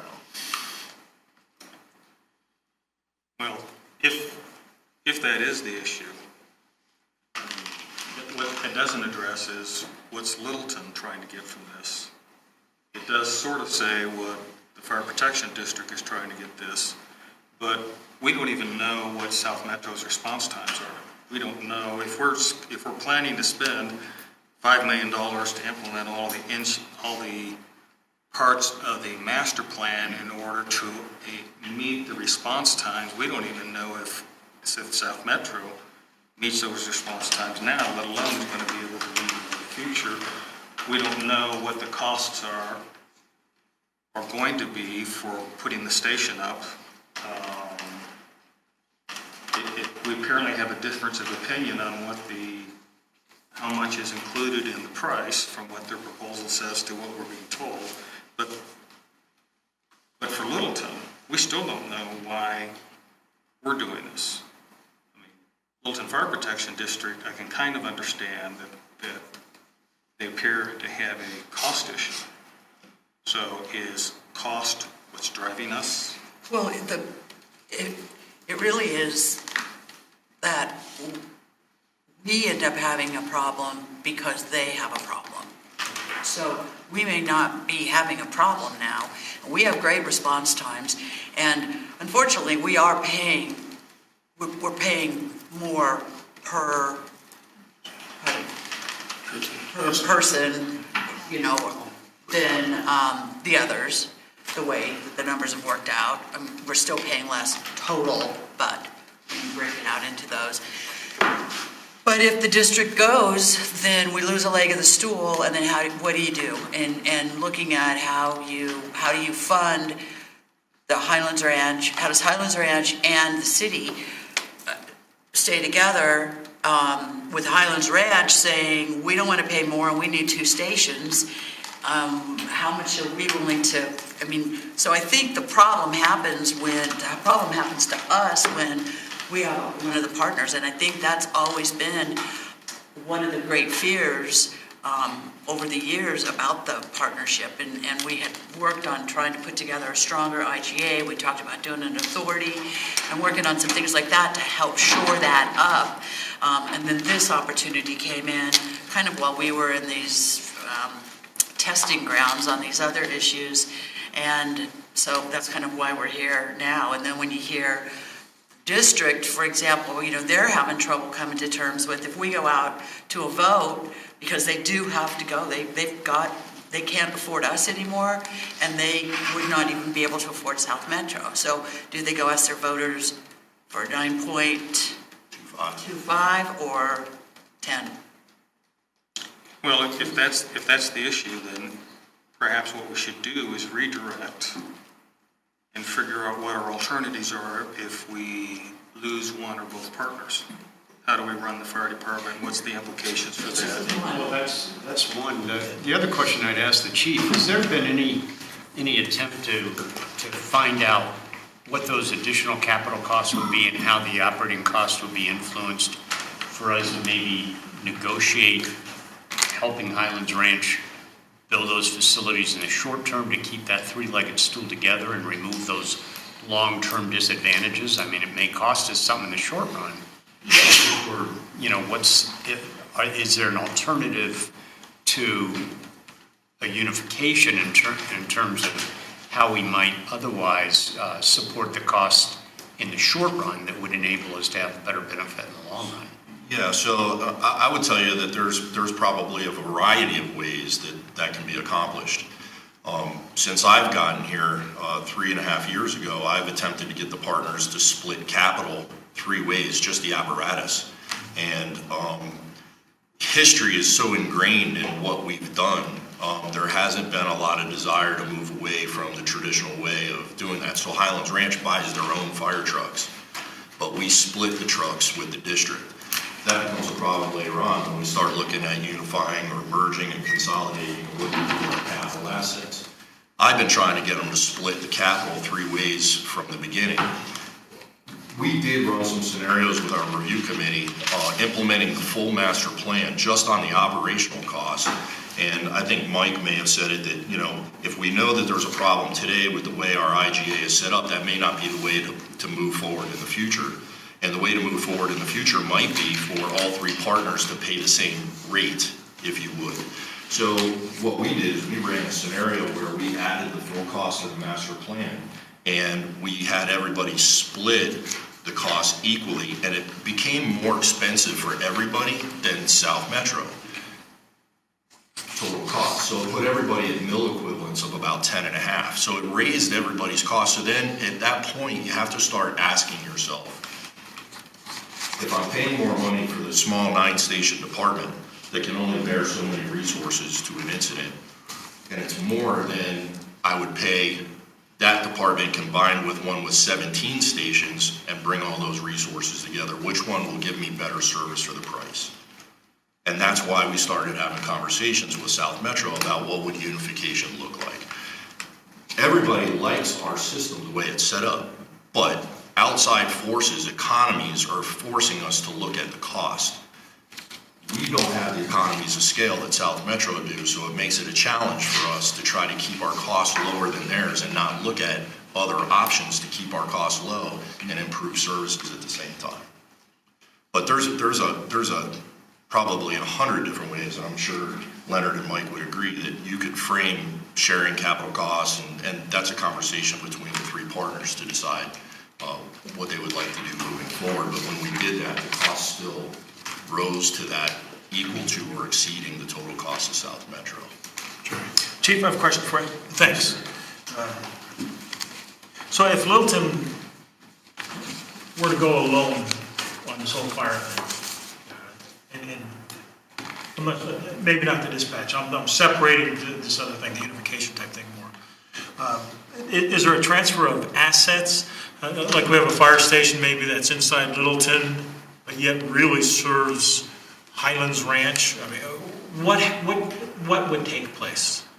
So, if I understand the question right, it's Littleton providing their own fire service with their own stations, is that correct? Without the partner. So you currently own Station 11 and you currently own Station 12, and you co-own Station 16 and you fully own Station 19. If you wanted to keep Station 16, my guess is you would have to buy the other 2 partners out of their share of that facility.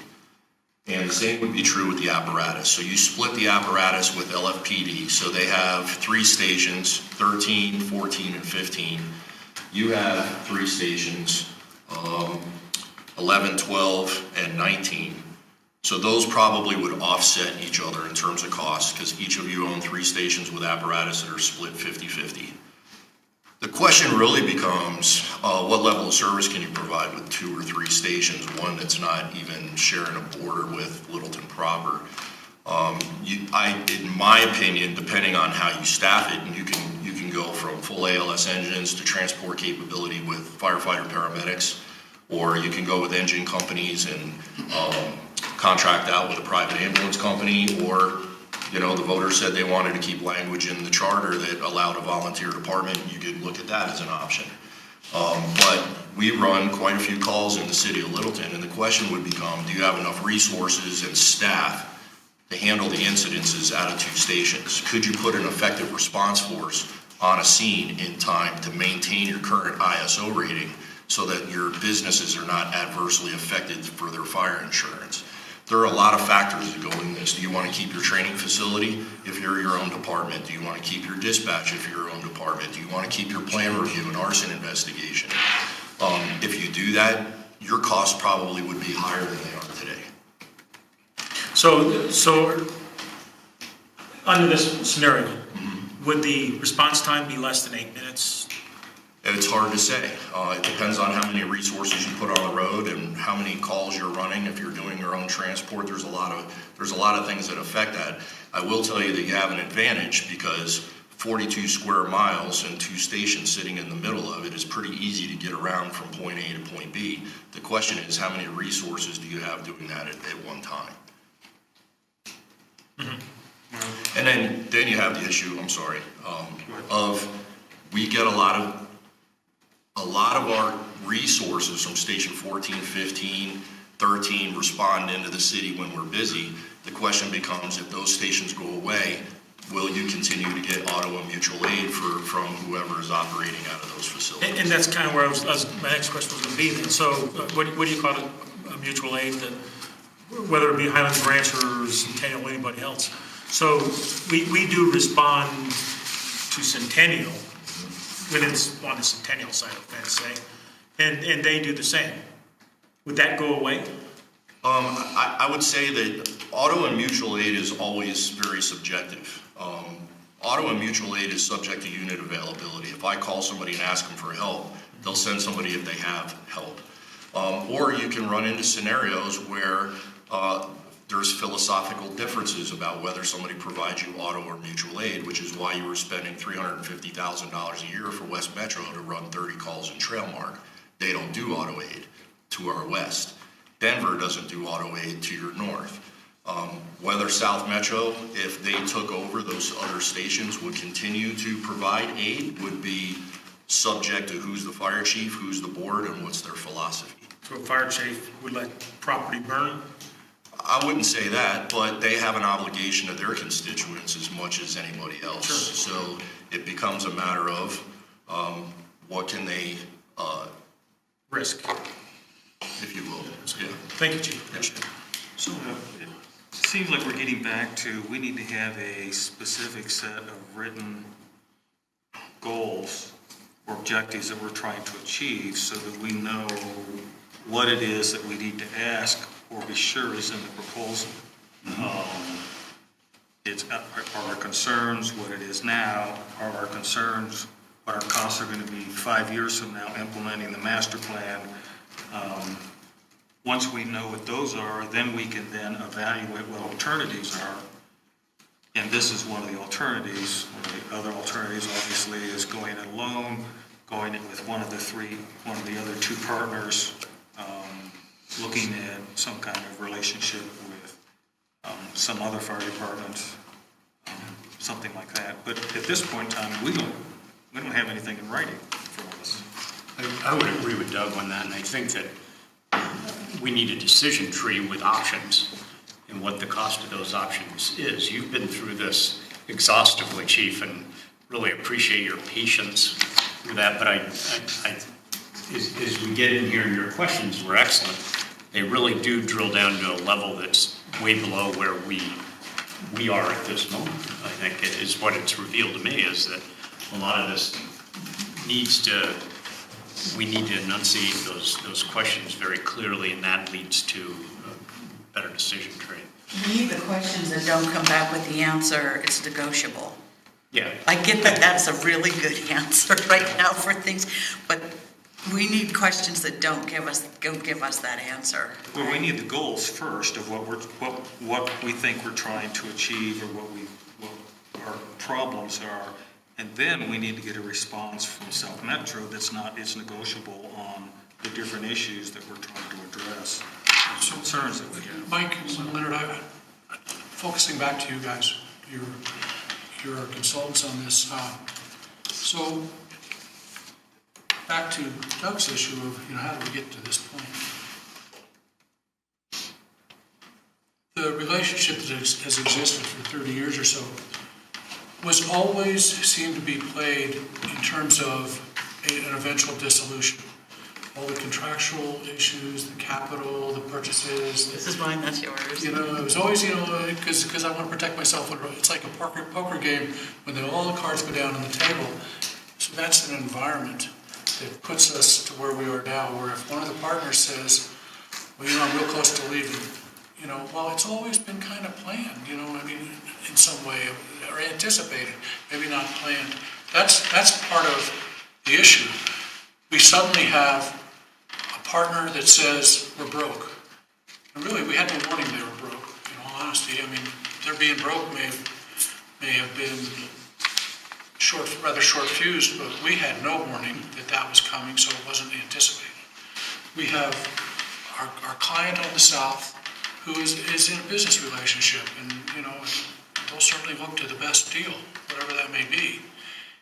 And you have South Metro, who, without meaning any disrespect, saw us at a weak point with one not making it with the money, one ready to look for the best deal, and us standing in the middle uninformed. And they've come in with the solution. Well, your questions would address, and it may be a great idea that this time has come, but it's the only new car sitting in the driveway. And there's other new cars out there. We don't know if that's the right new car for us. We don't even know where to begin because we don't want to build it well, we need 4 tires, steering wheel, we need seats. We don't want to do that. But the problem is we don't have the skills and the technical knowledge to know if that oh my gosh, that is a good deal or not. We have a responsibility to the citizens, of course, for sustainability and safety and all those things weighing heavily on us. And that issue of governance is huge. I don't think council wants to hand off the governance issue. And that seems to be, well, you get the car, but you lose something else, So that's what we're struggling with. And Councilmember Clark is absolutely right that we didn't have time to formulate the problem because we didn't see it coming. We didn't see it planned on, and the reality was everybody was keeping their cards close to the chest. It seems to me that if you take it out of that whole environment and you say, what's a really good idea? You go back to let's build what's a system that works here and put out an RFP for it. And let's see what other cars show up, because they might be better. And we haven't really gone there yet. We're struggling with this because it was framed to us as the solution. Right. And as a council, we have a fiduciary and elected representatives of the community responsibility to go further than that. Well, I have 2 observations.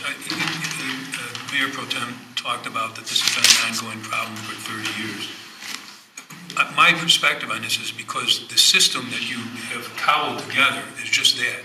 You have some stations that are leased, some stations you own jointly, some stations you own by yourselves. That really is not the way to do this line of work. Most regional approaches, either it's all one department or it's one department providing services to other jurisdictions on a contractual basis. And the ownership of the equipment and the facilities remains with one entity. So this is kind of, in my view, has been as you said, a temporary kind of flawed approach for all these years. And to fix this may require change in that dynamic. That's one possibility. The other possibility, the chief talked about the strategic plan that he created. Have you all adopted that as your official strategic plan? Master plan. The master plan? Master plan. Mm-hmm. So you're committed to whatever is in that. We haven't seen that plan. So you're committed to that master plan as a council. I think we've committed to try to phase it in as we could. Mm-hmm. Okay, because that gets to what are we trying to fix question.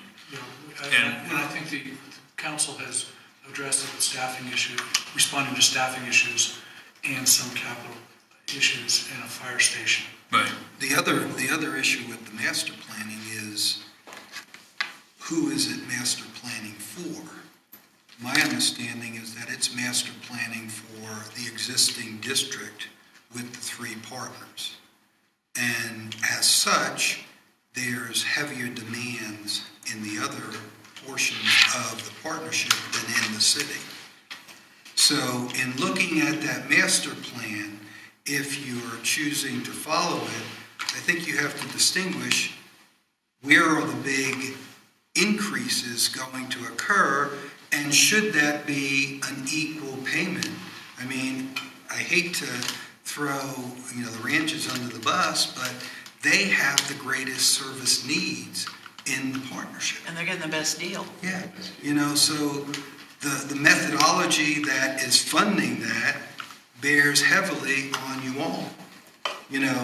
From our perspective, you've got 2 issues. One is the partnership on the same, wavelength in terms of looking at unification? I saw the video you had several months ago, the chief provided that to me, where you did not have the benefit of this proposal. It makes sense to me that you need to re-establish that communique. Bring the partners together and say, where do we stand here? Where are we going? And see if you get some closure on whether that partnership is still viable. If that partnership is not viable, then you're in a whole different ballgame. Then you have the option of changing that partnership, whether it's 2 entities or a single entity. And then you could focus in on where do you go next. So I think you start with the partnership, because to me, that's where your problem lies. You're not having an accord on how to deal with this issue. Even the master plan is looking at the partnership. And now you're saying, well, maybe that's not working.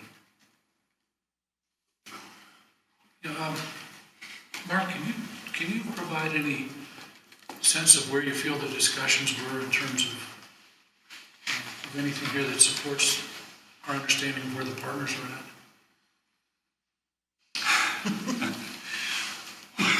That would be easy for me to ask the mayor pro tem, who's the council rep here, but I think you may have to help me with this. Yeah, I think, actually we had a partners meeting here this morning, and I guess I would characterize that as a pretty positive meeting. I think that we still view each other, as maybe individuals, but collectively we're still a partnership. So I think that's still safe to say. So I do think that there is some interest on the group, the whole 3, of trying to make sure that we do look at an option of the existing partnership. I do think that I think it's fair to say that the other 2 certainly have an interest in what South Metro may provide. That's kind of my read. Now, again, they all come from a different perspective, but I don't know. That's kind of my assessment. Yeah, I would say that I think that, as everybody knows, there's been good years and bad years with the partnership, and we're really in, as challenging as the decisions that we're looking at now, we really are in a good year with them. We're having good, honest discussions and having a real nice, open conversation. I think that there's a mutual pride in the services that are provided, a mutual pride in all that LFR does, and I think the partners have that and enjoy being part of that family and the services. I think that, like anyone, there's 2 big issues, and it's the same issues for us. And if we were the district, we'd be struggling with the same thing. It's cost and level of service. Ranch is having a level of service issue. District's having both, actually. They've got a level of service issue there, too, and a cost issue. And the ranch is going to have a heck of a cost issue, because whatever they do besides status quo is going to cost them more. So they're kind of at those different places. They're also contracting with us. And so there's always been that administrative cloud that's hung over everything. And they, of course, hate having to come to council to get the budget approved and that we are the final answers to things. And the fact that we have a stronger partnership with them has made it better for them, but that's always been an issue and it always will be. I think that there's skepticism about this by both of them. That's why we're still sitting at the table talking to each other. I think there's skepticism about the South Metro system and how that doesn't really look like ours, but is it better than ours? And what would that look like if we tried to make it ours? And there's just a lot of that going, back and forth. I think, and I'm gonna get phone calls tomorrow, but, because these mics are that good. I think the ranch would love to keep it as is, and I think the district is out of options. And your phone number is? It's on the website, just like yours. So I don't, and Chief, yeah. Yeah, if I could just add one thing, Mayor, please. I agree with Mayor Pro Tem. I think that way back when this started with review committee, the problem was framed there. Granted, it wasn't brought to council at the time, but the problem was framed at review committee. And we actually brought in Dino Ross, who's the attorney for LFPD, and he works with the State Fire Chiefs Association, and he's probably one of the foremost legal experts on mergers and consolidations in the state of Colorado. And he addressed the group and talked about different options that we had. Mayor Pro Tem alluded to it earlier that we were actually in conversations about looking at changing our IGA and the way it was framed. And South Metro had approached us at the same time. The group collectively, because of the strength of the relationship, made a conscious decision to entertain a proposal from South Metro to evaluate and then make a decision whether that was good for them or not good for them, and then to look at other alternatives if they needed to, such as their own authority or a contract authority. Because the only way, to Councilmember Clark's point, to make that decision is with information. So they needed to gather the information from South Metro to understand what the cost and level of service would be, and then contrast and compare that to other options. And the group, the review committee group, our fire partner group, made the decision at that time to entertain a proposal from South Metro as the first step to evaluating those things. So, and that's what really led us here today. So I think having the questions that are being posed answered from all three, and let South Metro give us the best proposal possible with all the detail you think you need to have in it, and then continue the conversation and look at other alternatives and options if that, or negotiate a better proposal if that's not something that works.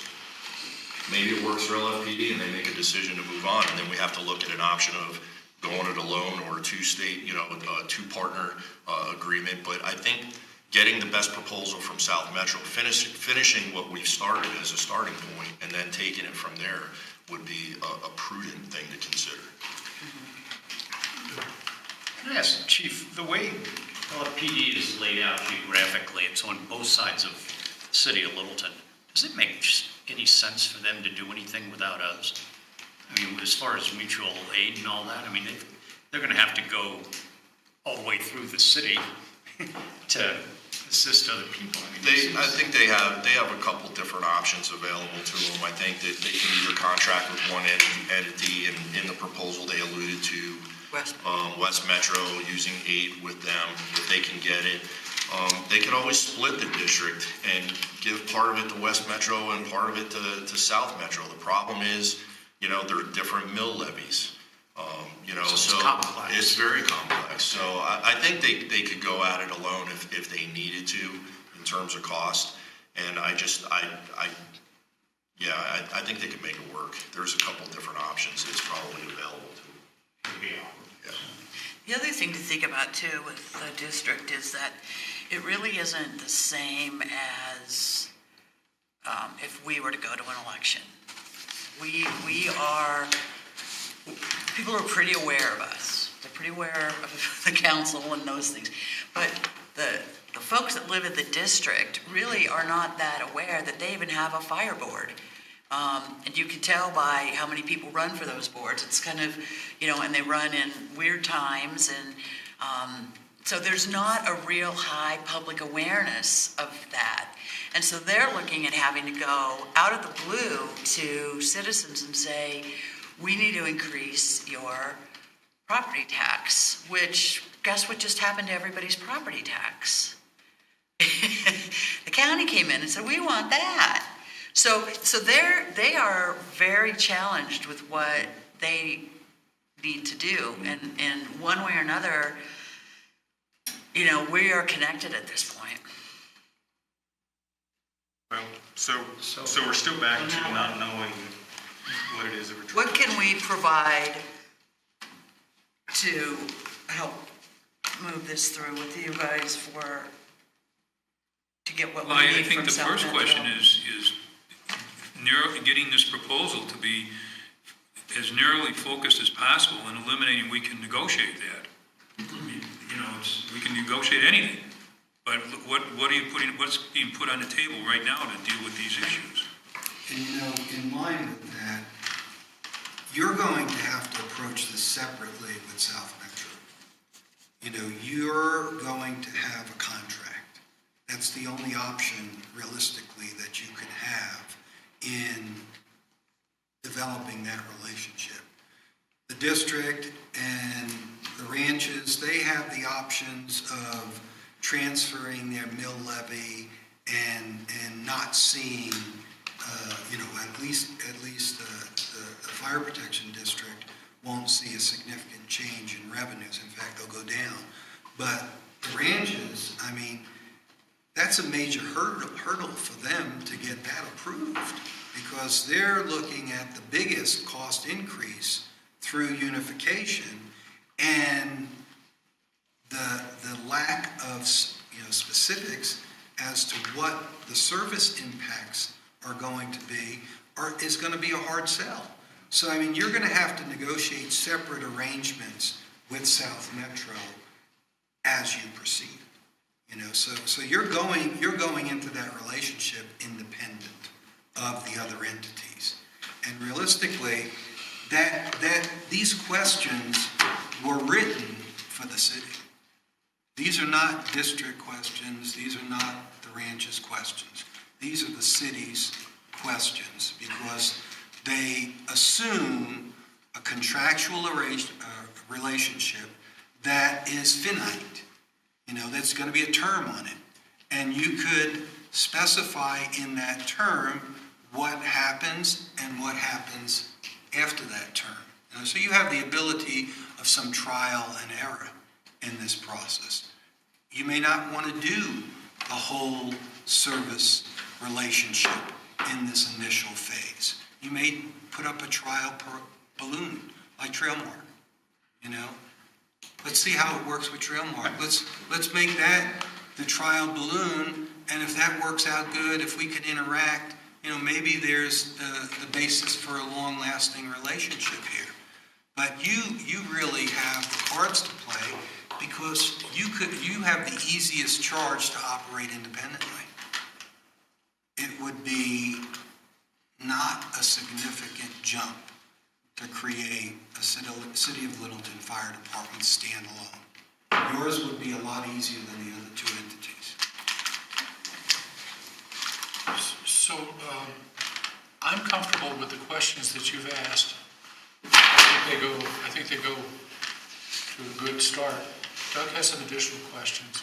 Does anybody else have any other questions? And maybe I'm suggesting maybe we continue with the premise that what we want to do is pin down South Metro to exactly what is it they're offering with as few, we'll negotiate that as possible. Incorporate Doug's questions, and if someone else has any over the next week, they can get them to you. But, you know, are we starting to feel close to what maybe would resolve the evening tomorrow? Well, one thing I would like to add, Mr. Mayor, if I may, is I think, you know, Doug's asked a good question here. I do think that I'd like to work with the chief and certainly CPSM here in trying to, you know, craft basically the problem statement here for us. Again, you know, there has been a lot of discussion here, but I want to make sure that we share that here with the council and make sure we're all comfortable with that. Because I do agree that that's going to be the baseline for which we would probably evaluate much of this. If I could just make one last suggestion. I understand and completely agree with Councilmember Clark's questions.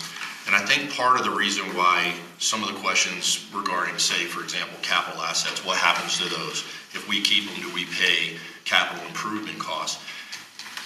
My suggestion for council would be to make a determination about what kind of service you want initially and set that as a template so that they can answer the questions. For example, if you say, we want a contract for service, we want it based on a fixed dollar amount, we want to keep our capital assets, what happens to capital improvement over time? Set the tone for what you want to keep or what you want to put out and let them respond to it. If we leave it too open-ended, there's too many scenarios to answer the questions, and then it becomes it's subject to negotiation. And what I hear is we don't want that as an answer. So if we set the tone saying, listen, we're willing to talk about a contract for service, we're not doing a mill levy, but we want to do it based on a fixed dollar amount. Are you open to that? Yes or no? We want to keep our assets. Will you pay us to operate out of those stations? And what happens if a truck needs to be replaced? Do we pay the capital? Do you set the tone and give them parameters to operate within so you can get actual answers back from them? And I think that'll help answer some of your questions. Otherwise, it becomes this open-ended, circular conversation with no closure to it. The other question is, if it's a contract for service, then do we get any place in governance on that? I'm sorry. If we I would say yes. If you look at the proposal, and I looked at this prior to coming in, and on page 6, it says the philosophy underlining this proposal is to create a unified organization that closely replicates a single combined fire protection district. Whether each entity physically includes into the fire protection district or remains a contractual relationship, the governance, funding, resource allocation, and service delivery model would be similar as determined by the governing body. So, and they've already talked about setting up an authority, even if you're under a contract. So I think that you would still have the ability to do that, and I certainly would include that in some of your questions, and I think Mike and Leonard have done that. And I would take that a step farther in that the tenets of your agreement, the measures that you establish are your basis for governance. That if you say, we want to get monthly reporting on response time, or we want to get, the time that it's taking you to process plans review or dispatching, and then if there is not compliance with those standards, then there's secondary actions that put into place up to and including penalties and termination. Those are typically how these contracts, so you may not have a vote as to, what is the color of the fire truck, but if that fire truck is not delivering the service that's specified in your contract, you have a way to remedy that. That's very similar to what we have in our existing contract with our fire department. With our partners, okay. And the identification of those performance measures really have to be looked at closely, because increasingly a greater body of research is showing that some commonly accepted performance measures are not necessarily the appropriate ones. So you need to kind of revisit those things. For example, you had mentioned an 8-minute response time. I presume you're talking for EMS calls, right? Well, the vast majority of calls, this is very well documented, and in the report I'm going to send you all, you'll see this, that the vast majority of calls, getting there in 8 minutes does not determine the outcome. 8 minutes or less. That standard was inserted based upon how long it takes to defibrillate somebody. It doesn't apply to sprained ankles, broken arms, or even in some cases trauma. So you need to be cautious about what standards you set for yourselves, and make sure that they're realistic and not overly expensive unnecessarily so. And that takes some thinking and looking at what the research shows. And you have to sync that with the community's expectation, because the minute they pick up the phone, their clock starts ticking, and 10 minutes feels like 20 minutes, so. Well, and then that 8 becomes, minutes, we may think 8 minutes, we did it, but what took you so long, Well, and that becomes a sense of, public education, number one. And number two, the elected officials setting the standards for the community based upon what the real improvement in performance is and also how much you're willing to spend. Station in every block.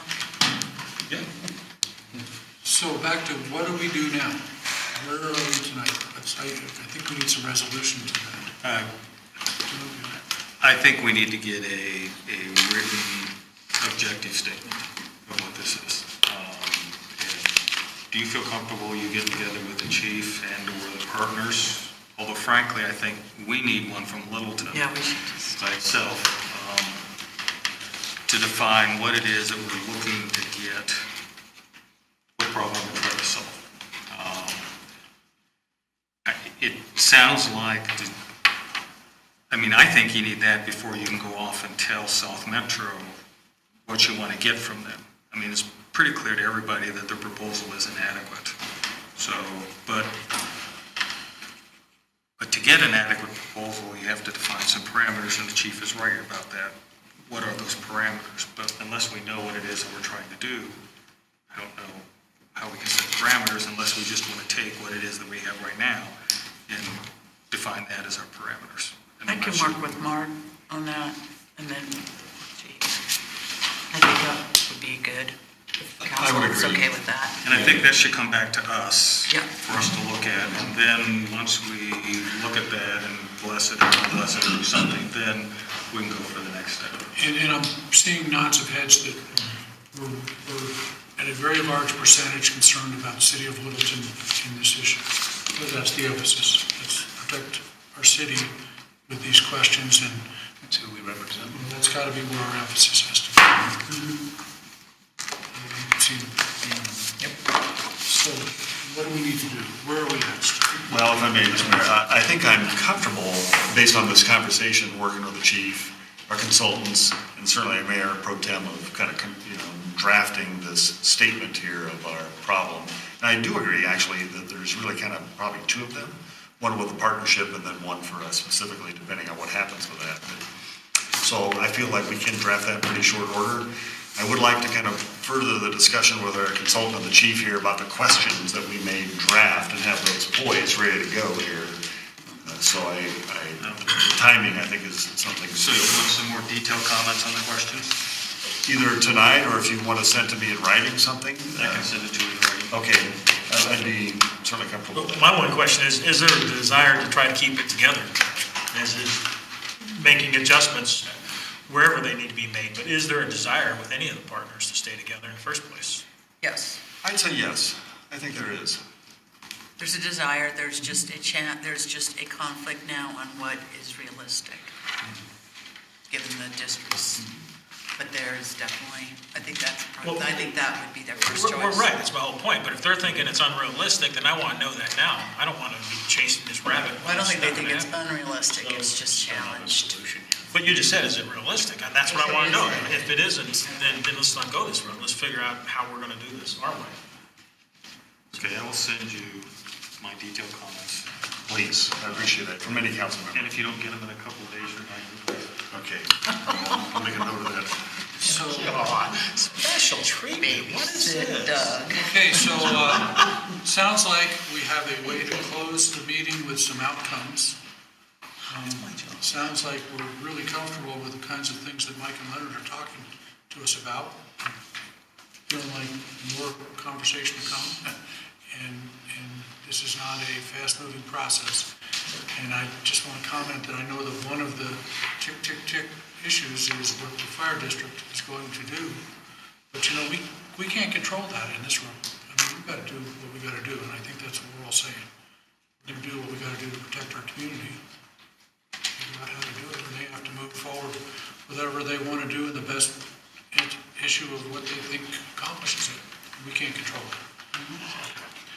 Okay, what I'd like to do is end that point of the part of the discussion, take a 10-minute break, and come back for the last item. Are you okay with that? Let's do it. Okay, 10-minute break.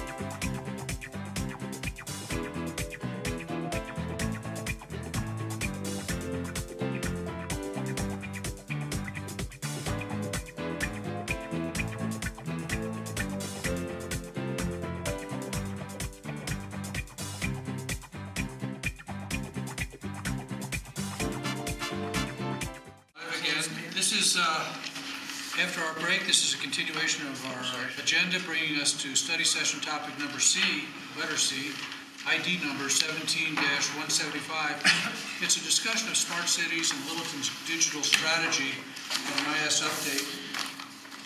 And City Manager, do you want to make an introduction? If I may, thank you, Mr. Mayor. Well, obviously, I want to introduce Ken Price, our Information Services Director. And we've got a presentation here for the council on the digital strategy, as Ken will get into here.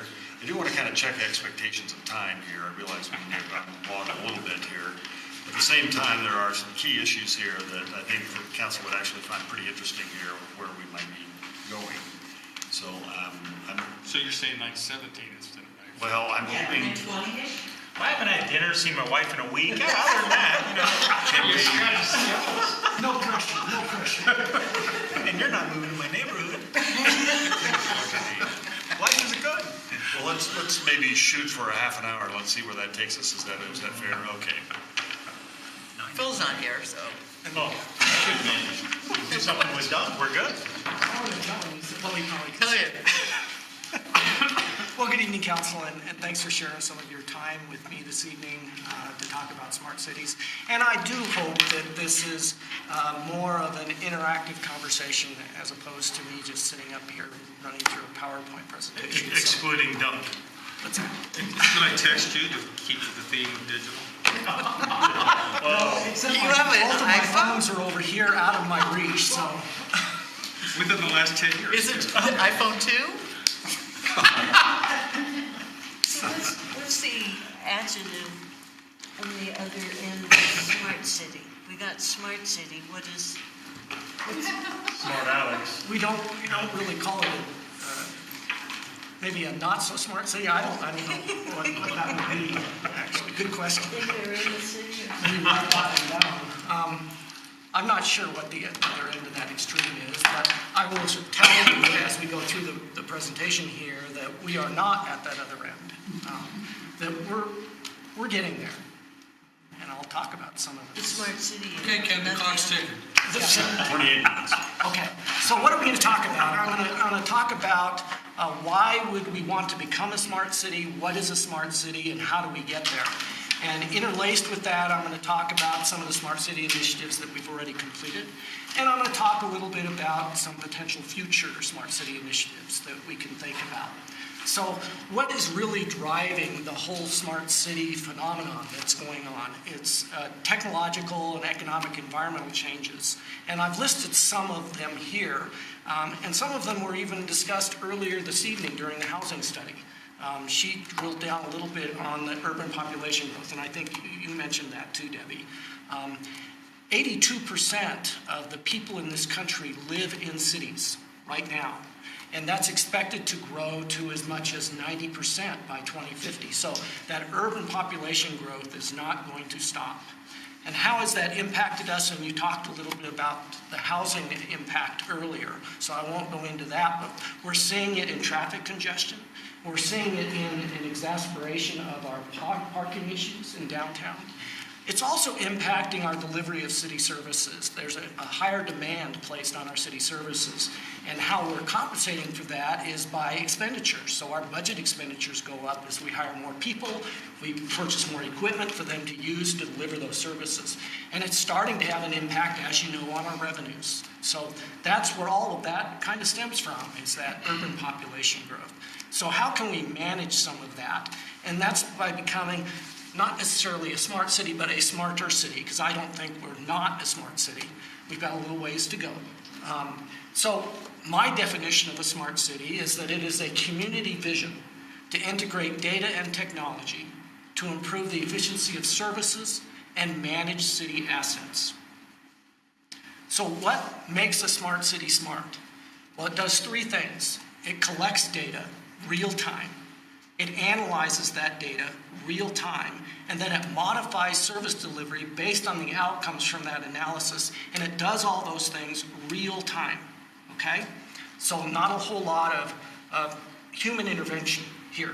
It's all automated processes. What we're really talking about is real-time, data-driven decision-making. And you heard data from the housing person earlier. She gave you actual data. What we see anecdotally, visually, is a housing issue around MDUs. She gave us 2-year-old. A lot of those. Yeah. But she clarified that with her data earlier today. And she said, really, it's only impacting 2%, from 61% to 59%. That's a very small, but visually, we didn't see that. What we see is a lot of apartments being built, right? Mm-hmm. So that's data-driven decision-making, an example of it. So what are the components that are found in most smart cities? And I'm going to spend a little bit of time on this slide because I really want to share with you the definitions of each of these things. And the definitions that I'm going to share with you, I'm going to read them rather than memorizing them. They come from this book, which is authored by a really good friend of mine, a colleague. He's the executive director of the Public Technology Institute in Washington, D.C. And he put together this particular slide and the information behind it. So I'm going to share some of that information with you. So let's start by talking about smarter transportation. People need to move about freely and safely, let alone conveniently. Smart cities are embracing ride sharing or short-term car rentals. Bike sharing also has become popular. Parking in cities is always a challenge. Today, we see the growth of more innovative technologies that include apps to alert citizens as to where open parking spaces are available in real time. Smarter digital infrastructure. This is all about broadband. Broadband is a big piece of a smart city. Cities require a robust and powerful digital infrastructure that not only has a rich mixture of fiber and Wi-Fi communications, but it also must provide for a variety of strategic sensors and monitors that measure the flow of human and physical events. Simply put, a smart city needs to ensure that there is ample broadband availability, affordability, and accessibility through a given region. Broadband is the conduit that makes smart cities possible and serves as the backbone of all other smart city initiatives. Citizen engagement, a real cornerstone of a smart city. Reliable and high-speed broadband access, again, is a fundamental element to smart cities to help foster the sense of community. Because citizens increasingly are using smart devices everywhere they go, smart devices which, again, rely on broadband technology, have become social and economic enablers. Smart cities increasingly are encouraging citizens and building the feeling of community through web applications, and we'll talk more about that here in a moment, smartphone apps, and other forms of social and civic communications. City websites and related apps allow citizens to get the information about business, government, services, and culture. So let's talk about smart and big data, and you're probably all going, what in the world is that? Well, again, we talked about collecting data as being an important part of a smart city. We're going to be collecting a lot of data here. So that's smart and big data. And it has gained importance as technology tools allow public managers to delve deeper into that ocean of data.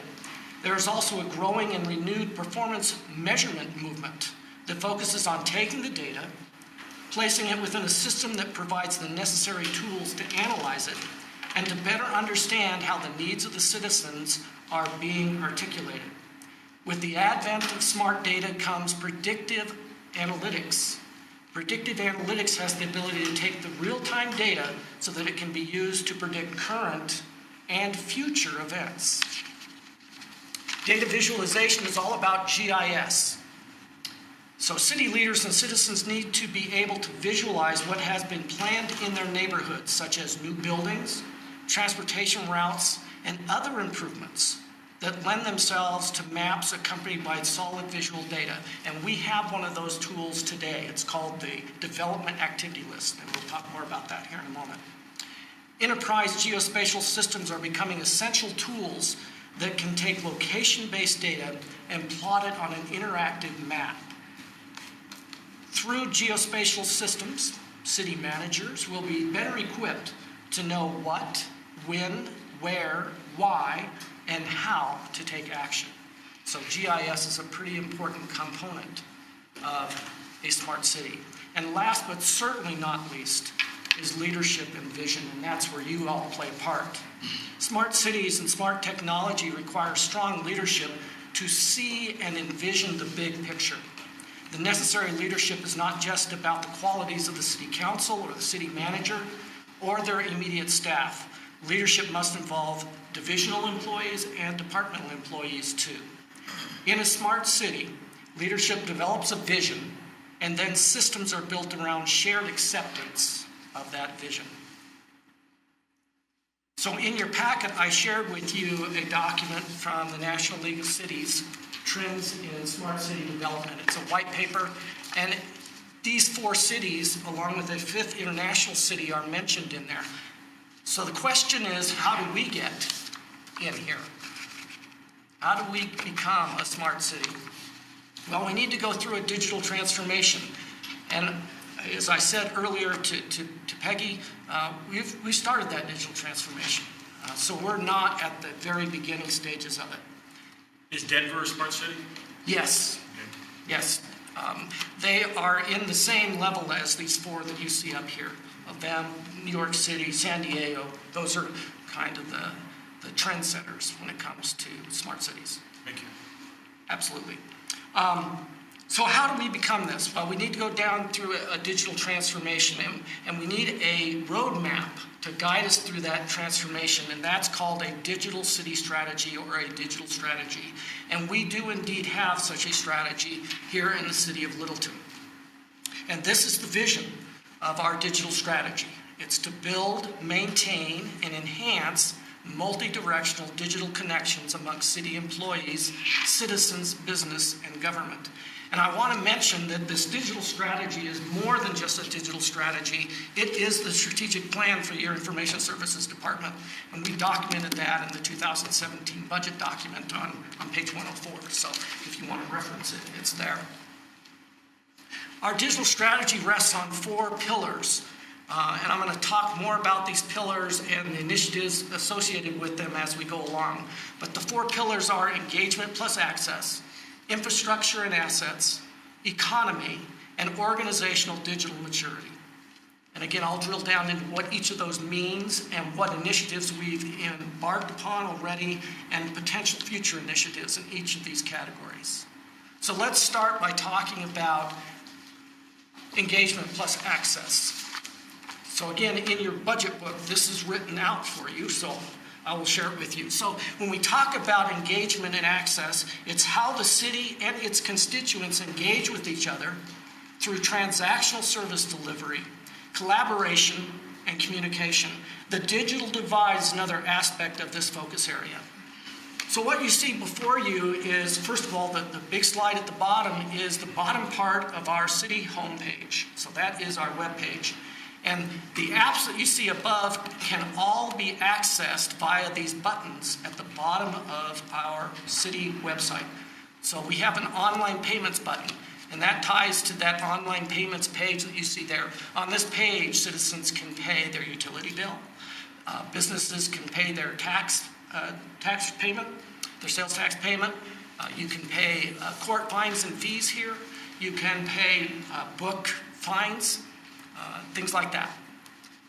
Click and Fix Littleton is kind of the trendsetter for us when it comes to a multi-directional digital engagement tool. This is a tool citizens can report service issues like a pothole or graffiti or a burned out traffic light, what have you. They can report that through there, and they can interact directly with the staff that is assigned to fixing those particular problems. A great tool. I've already mentioned the development activity list. Let me spend a minute or two talking about this slide here that says computers and Wi-Fi. As you all know, we do have public free Wi-Fi in all of our public buildings. We've gone a step further at the library, and this is where we have had the opportunity to kind of bridge that digital divide. We not only provide free Wi-Fi service there, but we also provide computers. So that if you are a person who doesn't have access to a computer or access to the internet, you can go to the library and access both of those things. As a future initiative, I would like to see us expand upon that. Our educational partner, Littleton Public Schools, has gone through that digital transformation process already. Excuse me. They have a digital curriculum in place now. Teachers, for the most part, do not give out homework assignments via paper. They give them out online, and they expect their students to complete that homework assignment online, and then they turn it in online, and the teacher grades it and gives them feedback all online. So that's what I mean when I talk about a digital curriculum. There are still some families, and you heard this in the housing study earlier, that are less fortunate and cannot afford that type of computer access in homes. So it would be nice if we as a community could think about providing that Wi-Fi access throughout the entire community. One of you, and I think it was Phil, mentioned ubiquitous Wi-Fi and even went as far as to say Wi-Fi in downtown, and we can't provide that today. And I'll talk more about that here in just a second. So some of the potential engagement and access initiatives, and I talked about the smart transportation system, so you see a couple of slides there regarding the parking system. And there are a variety of different ways we could implement a parking system. This one here centers around smart parking meters. But you can also embed sensors in the actual parking slots themselves that measure when a slot is available and when it's not. And it can even go as far as to tie into our parking enforcement. If you can measure how long a car has been parked in a 2-hour parking zone, then you could trigger the parking enforcement piece of the system and either electronically issue a parking citation or, again, manually you could go down and issue that. The bottom on my screen, it's the left, let's see, it's left on yours as well, is all about a smart traffic light system. And this particular one is an opportunity to warn motorists when there is an emergency vehicle approaching an intersection. But this system could also measure traffic flow. And when we start seeing traffic congestion, it could trigger the traffic signal to lengthen the timing of a green light so that more traffic can get through, so that we can try to, we'll probably never eliminate traffic congestion, but we can try to balance the load a little bit through some sort of a smart traffic light system. These are a couple of other examples of potential applications. The top one there is a snow removal app, and this one's from a city in Maryland, and they're already using it. It's a mobile app, and it monitors where the snow plows have been, where the snow plows are, and where the snow plows are going next. And it also tells them what percentage of the main thoroughfares have been plowed, what percentage of the residential has been plowed, and again, that's all real time. This second initiative here, we are very close to actually launching this one. This is an online public records access for our citizens, so they wouldn't have to go through the public records request process. They could go online themselves directly and access those public records. This is the system that we talked about during the budget for 2017 called Laserfiche. So this is the electronic document management system that we have here. And if you remember, Council, you approved some funding in the 2017 budget for us to update Laserfiche. Well, this is what we got. So again, we're working with the city clerk's office right now to roll this out. And we're probably just within weeks of rolling it out. So let's talk a little bit about infrastructure and assets, and this is an opportunity for me to brag a little bit about my team, so I'll talk a little bit about that. So when we talk about infrastructure and assets, it's focused on digital infrastructure and digital assets. This includes below and above ground physical assets, such as conduit, fiber, and poles. And the digital assets include software, hardware, and data. So again, an opportunity for me to brag a little bit about the work of my team. Our city employees, when they come to work every day, know that they can successfully log in to their technology tool, and then they can access the digital tools they need to do their job and provide services. And I believe that that is thanks to the efforts of my team. We keep this infrastructure and the digital assets up and available 99.999% of the time. So if you calculate that out on a yearly basis, that's just a few hours of unscheduled downtime every year. Some of that unscheduled downtime is not in my control. So when someone cuts a piece of fiber out in the road, obviously can't do much about that. But for the most part, my team, through their efforts, have done a great job of making sure that our infrastructure is reliable and resilient. What we don't have, and this is reflected on this screen, all you can see is the map of Littleton, and there's nothing on it. That's because I don't have a lot of infrastructure that I can share with you between our buildings and throughout the community. So this is a real weakness in our smart city plan, is that we just don't have that infrastructure. If you remember, in December, I came to you and asked you to approve a master services agreement with Comcast, and that was for connectivity between our buildings. And you remember the price tag on that. It was pretty high. So think about if we could take those dollars and actually invest them into infrastructure that we own. When you say infrastructure, what do you mean? That's pipes, the conduit, fiber, Okay, that sort of thing. okay. Okay. Technological infrastructure. Yes, we're talking digital Wires. infrastructure here. Okay. Not to be confused with the sewer. Right, not streets and sidewalks. Okay. All right. So what can we do about this? Well, there are some things that are impeding our ability to address the digital infrastructure issue and, for example, to provide Wi-Fi in downtown Littleton.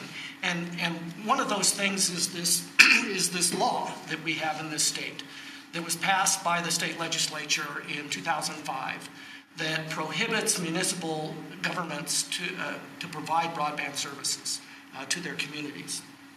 It's called Senate Bill 152 or SB 152, as you can see written up on the slide.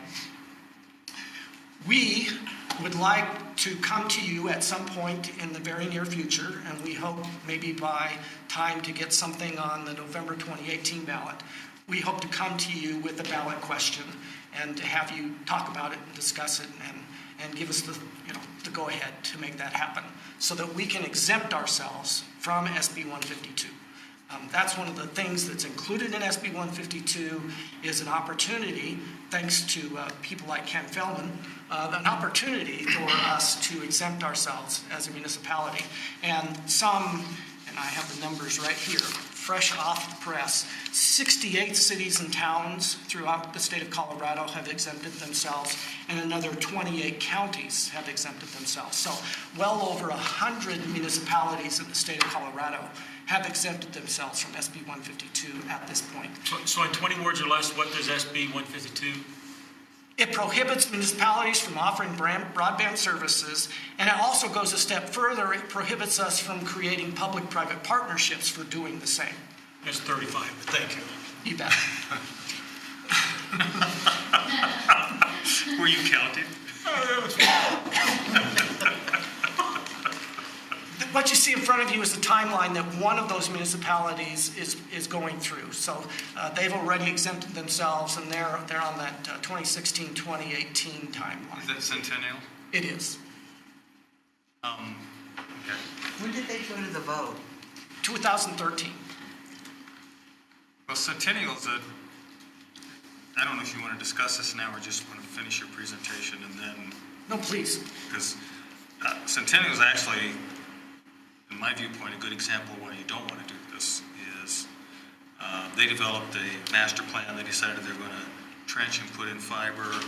The stated purpose was to bring gigabit access to their citizens. Most citizens don't need gigabit access, but anyway, as you saw, Comcast has announced that they now offer gigabit to everybody that can get Comcast access. That still means that there's some businesses that may not get it for the same price that residentials do, because Comcast emphasizes residential. But at this point in time, if you're willing to pay $150 a month, you can get gigabit access from Comcast, and we haven't invested any dollars. Centennial, on the other hand, has invested millions, and it's hard to tell exactly how much they've already spent and how much they're going to spend, to provide a service that Comcast is now providing basically for free tax dollars. Now, it's advantageous to have competition, because that makes the price go down and it makes the service much better. And so the real question is how much is appropriate for us to spend on tax dollars to provide competition to Comcast to lower the price for something that they're already providing? Not everybody can get Comcast, and not everybody has Comcast, so. Well, actually, almost anybody residential can get Comcast in the city of Littleton if they're willing to pay the $150. For the gigabit, you can get Comcast for cheaper than the gigabit. Now, there's some business addresses, because a year or two ago I called them and I just gave them some addresses off of Main Street to find out if they could get it, and they emphasize residential, so those Main Street addresses would have to pay more installation costs to bring their facilities out to them. So from a business owner perspective, there may be some justification in doing that, but that would be a much more limited effort than just laying fiber. Because what Centennial says they're doing is they're laying fiber down all their major streets to provide the backbone that then some other company, and Ting is the one you may have seen advertised in the Villager, that they're going to then lay a contract, and Ting would do, it's called the last mile, but it's really probably the last 50 yards, would bring the connection from the backbone out to there. But I don't know, I mean, in this case, technology has basically overrun Senate Bill 152. Thank you. Senate Bill 152 for metro area. You get into rural communities and things like this, and you may have a very different story. But for basically almost everybody in the metro area, they have access through competition,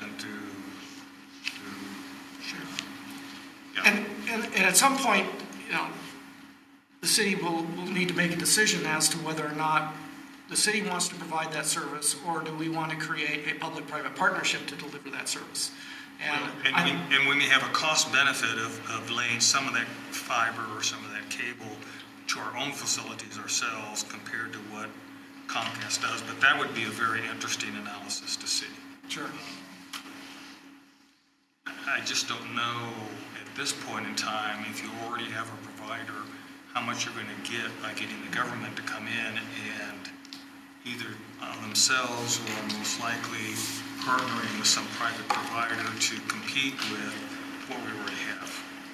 What's interesting in the Longmont's case, they were the first, and they do provide this service to all of their community, is that it has driven down the cost of Comcast and other internet service providers. Yes? And so, tagging on to that conversation, one of the things that Centennial did, and I think some of the other cities, is they had brand new development. They were putting brand new curbs, gutters, streets, the whole shooting match was new. And that's when they knew if these were going to be business-oriented locations to run the cables in, because that's what the business wanted to know to be attracted. So there was a little bit of payback in that, but they were putting it in open lines. Yeah. So that really some contractor was doing all the construction work. All they were doing was laying the cable out. And so, we have private companies doing that on Prince. I don't know. It's looking like they're laying cable. I don't know if that's Quest. Sorry. I'm not sure. Was it cable or was it Century? water? Oh, I think it's cable. You might know. I believe it might be Comcast, actually.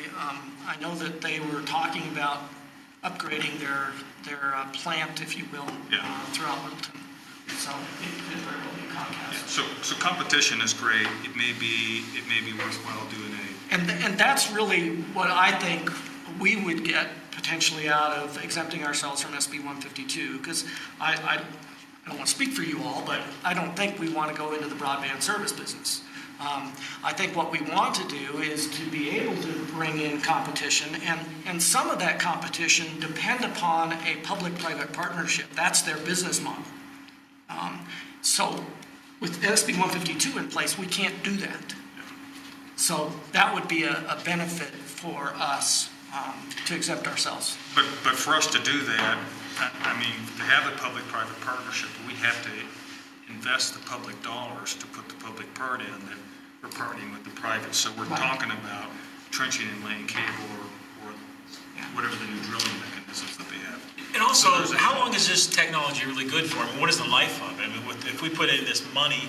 Fiber is got a real long lifespan as opposed to copper. Like, I guess I'm thinking technology-wise, like if you go, when we all did the tour of Comcast one time or another, I mean, they were talking about stuff, you know, way ahead of where we are today that changes everything. You know, my concern is if we put too much into this now, it's just going to change in 5 years. I mean, technology is crazy. What's going to change is what you put on either end of that fiber, but the fiber itself isn't going to change. Can I have that in writing? We don't have to decide this tonight. No. This is more informational. And Ken, let me ask you I mean, fiber is one thing that does a lot more areas, but an area like Main Street, I mean, I've seen there's some poles there with Wi-Fi transmitters on them. Absolutely. Somebody's got those there. I assume it's somebody that has permission to use the poles that are there. And I wouldn't be surprised if it was somebody we knew. It's me. That's what I'm trying to get you to confess. My God, I did it. But that's not terribly expensive to do, I assume. No, but keep in mind that while you have that Wi-Fi, it's called a Wi-Fi access point. Right. You have to take that traffic and drain it somehow. And drain it to the internet, or, you know, the data has to go somewhere. Right. And that's where the fiber comes in. Okay. So you have the Wi-Fi, and you can wirelessly communicate with that, but then you got to take that data, that traffic, and it's got to go somewhere. Right. Right? And that's where the fiber comes in. So you have a fiber that goes from that access point to the internet. But you're not doing the whole town. You're doing select places that may have a cost benefit in terms of driving more retail sales taxes or whatever, because... And to talk specifically about Main Street, there's, 3 traffic lights there along Main Street, and we already have fiber to each of those. Okay. And just... Signal controllers. Exactly. So just last month, or 6 months ago or thereabouts, we needed to update some of the digital assets in those controllers. So it made sense to go ahead and put a couple of Wi-Fi access points out there so that we could start doing some pilot studies of some of the smart city technology. Okay, so if we exempted from SB 152, we could turn that on? You got it. Right now it's turned on, but only for city use. Okay. Only for city use? Only for city use. I thought if you exempted it, could be for public use. If we exempted, then it's Yes, public use. yes, yeah. Today it's only city use. Right. Right. So we just have to You got it. find your password. Ken, if I may, just I want to add, when we talk about broadband, it's obviously more than simple residential or commercial use. The city application could be linking traffic signals. We do that to some extent. But when you talk about intelligent transportation systems, a lot of cities, Denver included, have these systems that are linked by fiber that allow them to make the instantaneous change to the signal timing based on actual traffic. I mean, that's a practice that's going nationwide. So, those are the potential issues that we could have in corridors like Broadway, as an example. Certainly Santa Fe, CDOT is looking at things like that. So no matter how fast I go down 6th Avenue, they'll still turn the light red. That's right. So I have to stop. It can work against you as well. In your case, they know you're coming. And those mid-block things. They do have license plate Post readers cylinders there. at the same time. They can read license plates, That's the one other piece I just want to emphasize too is the opportunities that we have in parking downtown. You touched on that a little bit, but by turning the Wi-Fi system on allows the access to these apps that communities are using now, so that if you have the systems in place at the parking stalls, you can instantaneously read in your app what's free, where's the parking, where can you go.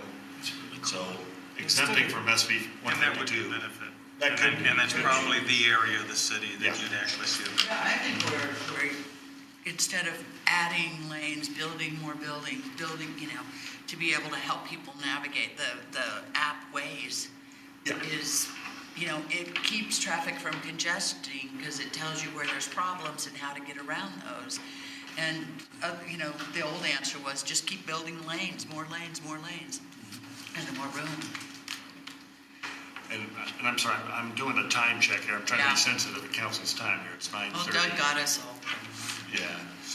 How much time do you think you have left here again? Maybe 10 minutes or so. Okay. So let me talk about another opportunity for us, and this is the Underground Fund. This is part of our franchise agreement with Xcel Energy. And this is a language directly out of that franchise agreement about the Underground Fund. And we have about $4 million. About $4 million. And in fact, I think I've commented earlier to council, this is a policy question that I'd like to bring back to council to decide what are your priorities for using that fund? Whether you want to use it for economic development purposes downtown or major corridors. It's it's an issue that it doesn't appear that we've kind of addressed that from a council perspective. $4 million could get us a long ways. So that's one part of the policy question. Then another part that we would, some guidance from you on is what's called a co-location policy. And that's where, for example, if Xcel comes into downtown, for example, and starts digging trenches to bury their utilities, maybe we, while they've got it dug up, can partner with them to put some conduit and fiber in the ground for us.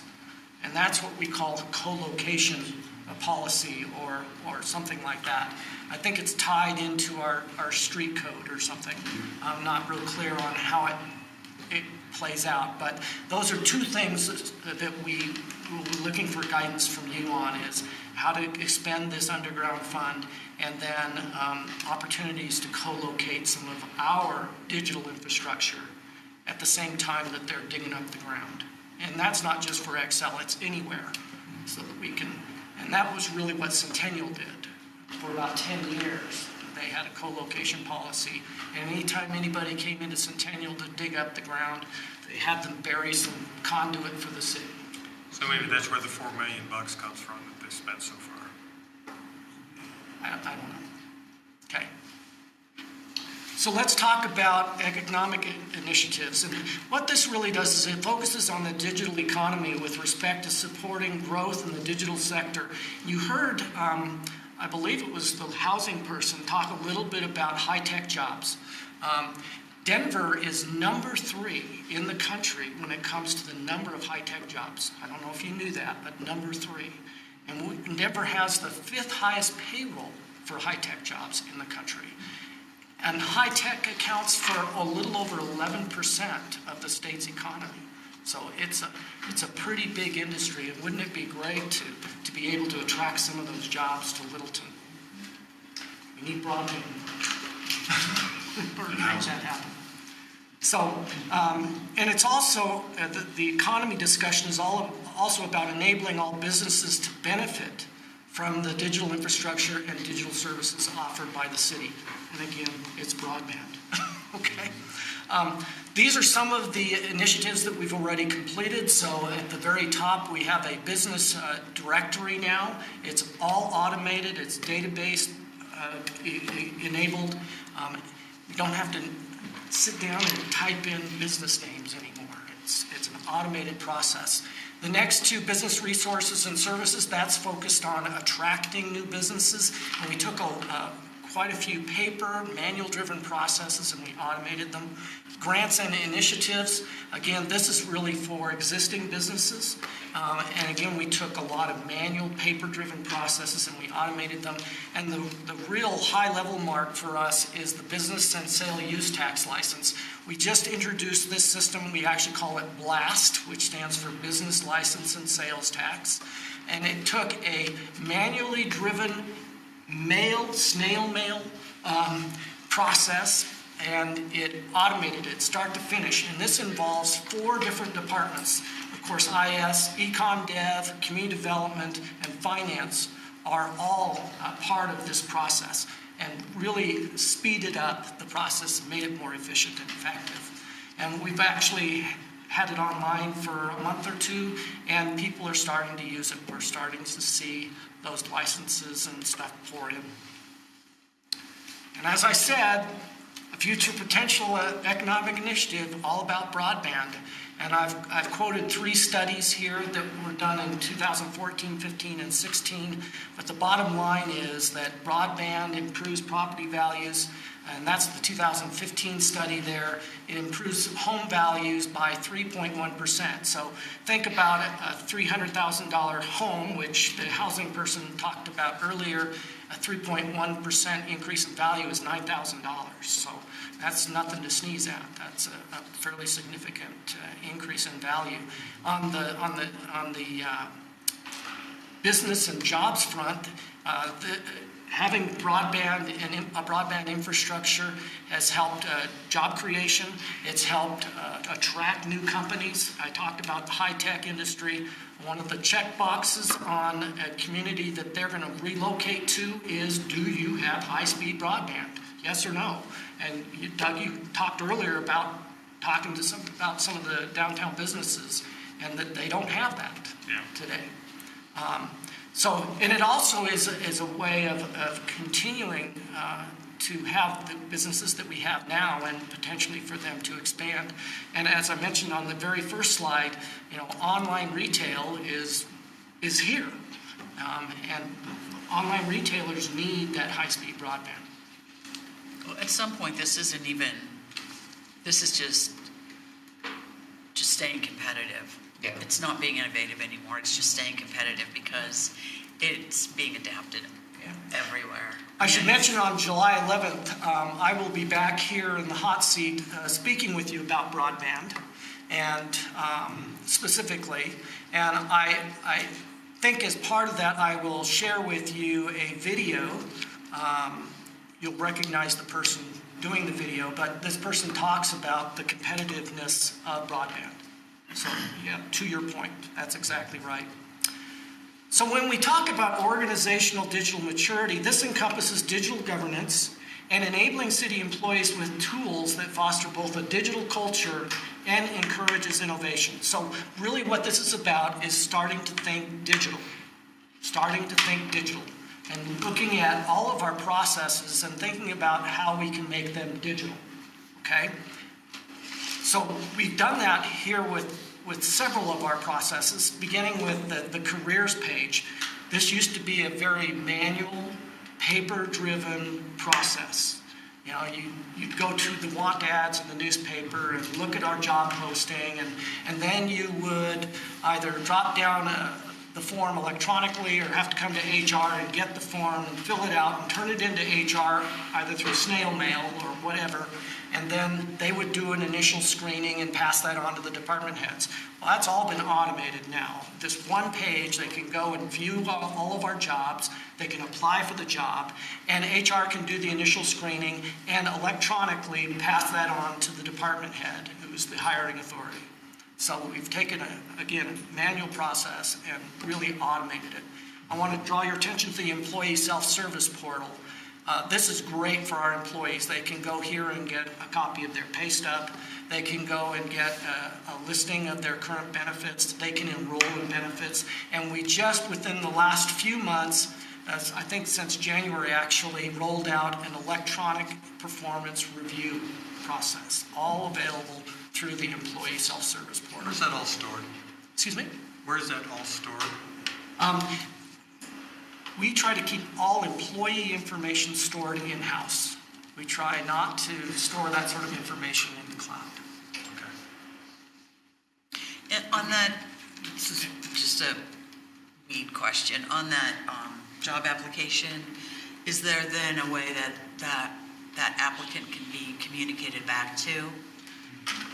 Yes. As opposed to, making 300 phone calls to find out if we got it? Yes. Okay. Every step of the way. Okay, good. HR has automated that process. So another measure of an organization's digital maturity is how it's mobilized its workforce.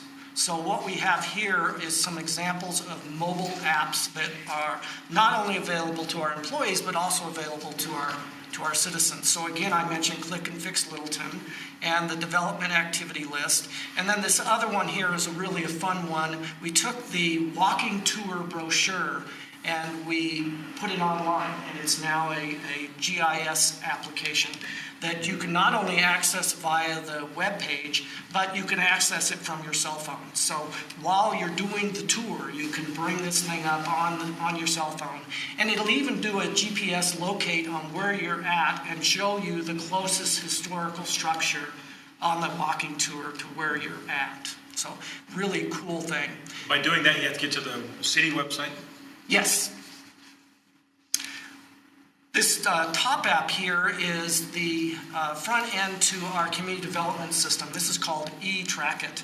And this is used every day by our building inspectors and electrical inspectors and so forth when they're in the field. So they can do inspections on site and update the community development system on site. So they don't have to gather data and then come back here and upload that data here, so they can gather that data real time. And Public Works is looking at a potential solution along these same lines. So a couple of potential future applications, and both of these are very close to going online. The first one there is the events permit. That's our special events permit. Again, a very manual, paper-driven process that we have been busy working with the communications department to make it an automated process. And it's in the testing phase right now, so it's very close to going online. The other one is a biggie. This is the official zoning map for the city of Littleton. This has already been developed. It's currently being used internally by city staff. We're making sure that all of the kinks are worked out before we go live with it. Up until the completion of this development, this system, we really had an unofficial zoning map.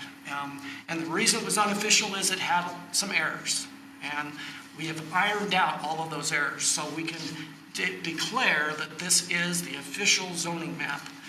My staff went back to years ago, decades ago, along with the community development staff, to iron out all of those errors and problems. So we've got a handle on it. Again, we're testing it right now. We're within weeks of launching this app publicly. If I may, Ken, let me expand on that, give you an example. Jocelyn Mills and the community development staff recognized, I guess, when we went through that B2 moratorium, that our unofficial zoning map had errors. So when we sent out the notifications, we used that unofficial map, and unfortunately, it was an error, and so we missed properties in notification. So that's when we realized that we had an issue. So we actually, through Ken's staff and community development, went through every legal description of every zoning change through the city since the beginning of a corporation, to make sure that we officially knew where every boundary was to create this official zoning map. What fun. Yes. Most cities have done this, I gotta be honest, long ago. So we are just now creating this official zoning map, so we don't have problems like that again. When we showed this to the department heads the first time, they said, "You've reinvented the wheel." and believe me, it really took a Herculean effort on both IS and community development to make this happen. A lot of research, probably about 6 months worth of work to make this happen. Kind of proud of it. All right, so that really concludes my presentation. I'm really glad that it was interactive, so thank you, Doug. And I just want to remind you again that the things that make a smart city smart is that we collect data real time, we analyze that data real time, and we modify service delivery based on that analysis real time. So it's all about real-time, data-driven decision making. Thank you. Any final questions of Ken? Very exciting. And thank you very much. Nice job. We'll see you again in Congratulations on We're a little overtime. He's setting us up for a budget increase, we all know that. I know. He's like, remember when I came and you guys all liked me? We are adjourned. Oh, good.